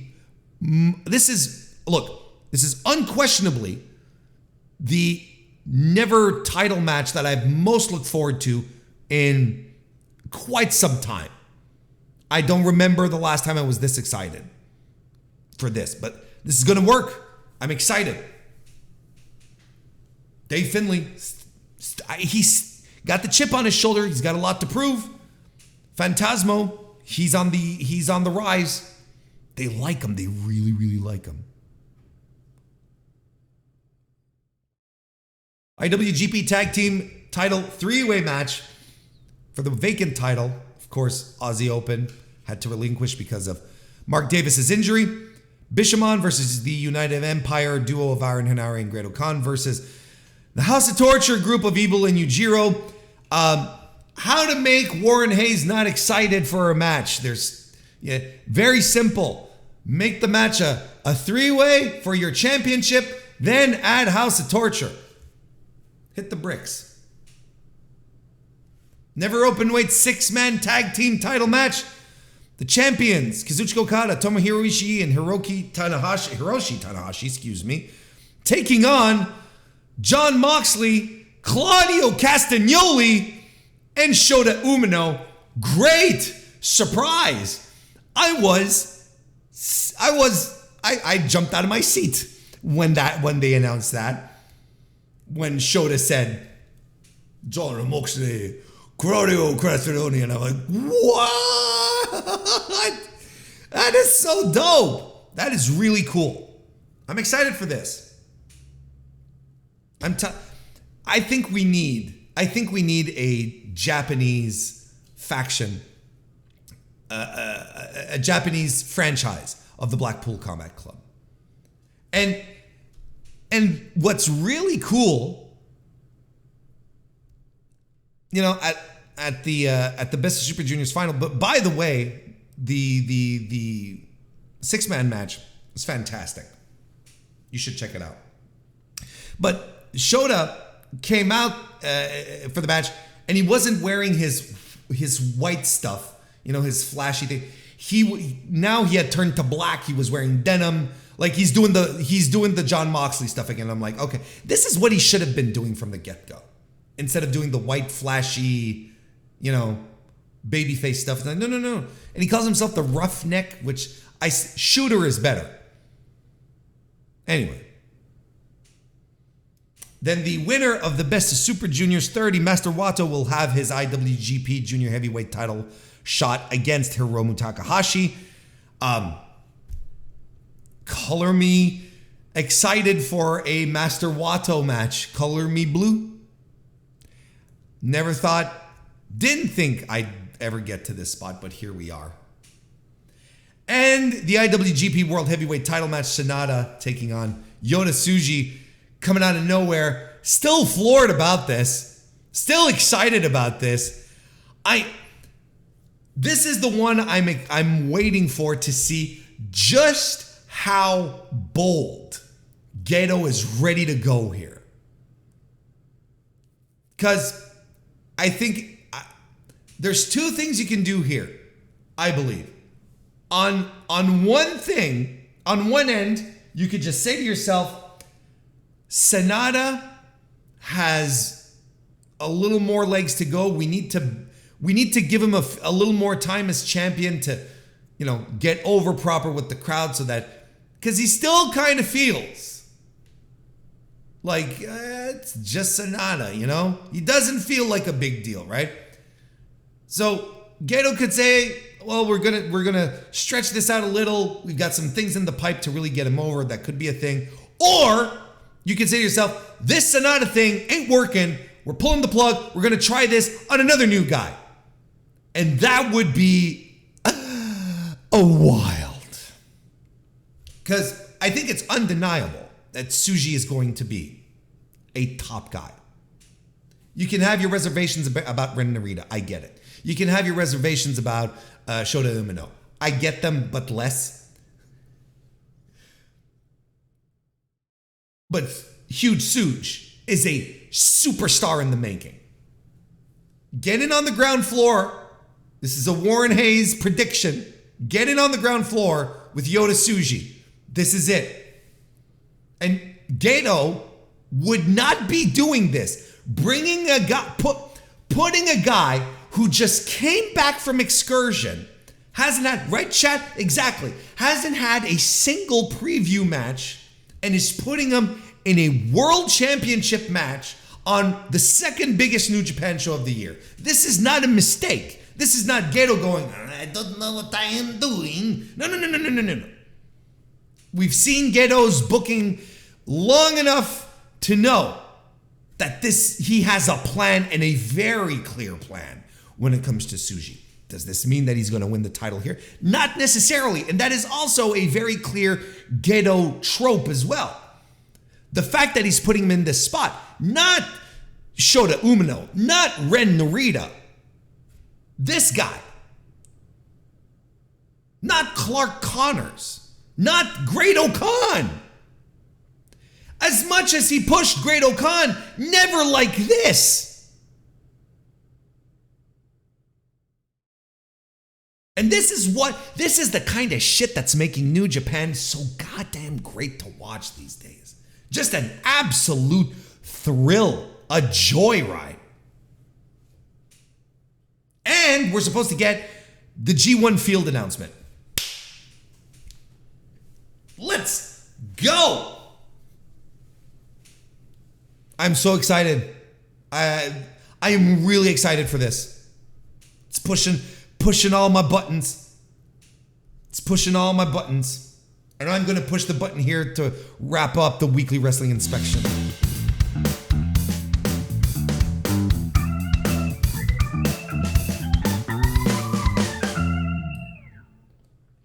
I have legitimately kept you here all long enough.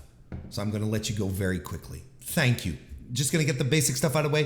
Thank you very much for being here. Sincerely, I really appreciate it. If you're listening to this on YouTube, give it a like or subscribe to the channel if this is your first time here. Do the bell gimmick and all of that. That would be fantastic. Or if you're listening to this on your favorite podcast application, again, thank you to all the new audio listeners. You guys, I appreciate it. I don't know where you're coming from, but it's fantastic. 5-star reviews on Apple Podcasts, 5-star ratings on Spotify. Help out a great deal. I will be back Thursday for the Fallout, for the review of the AEW Fallout show, the AEW Dynamite Fallout show, the show that falls out from AEW, the Double or Nothing. I'll be back on Thursday for my AEW Dynamite review. So you don't want to miss that. Otherwise, that's it. We're just going to let you go. We're going to send you off on that dusty trail, and I hope you have a great rest of your week, and I will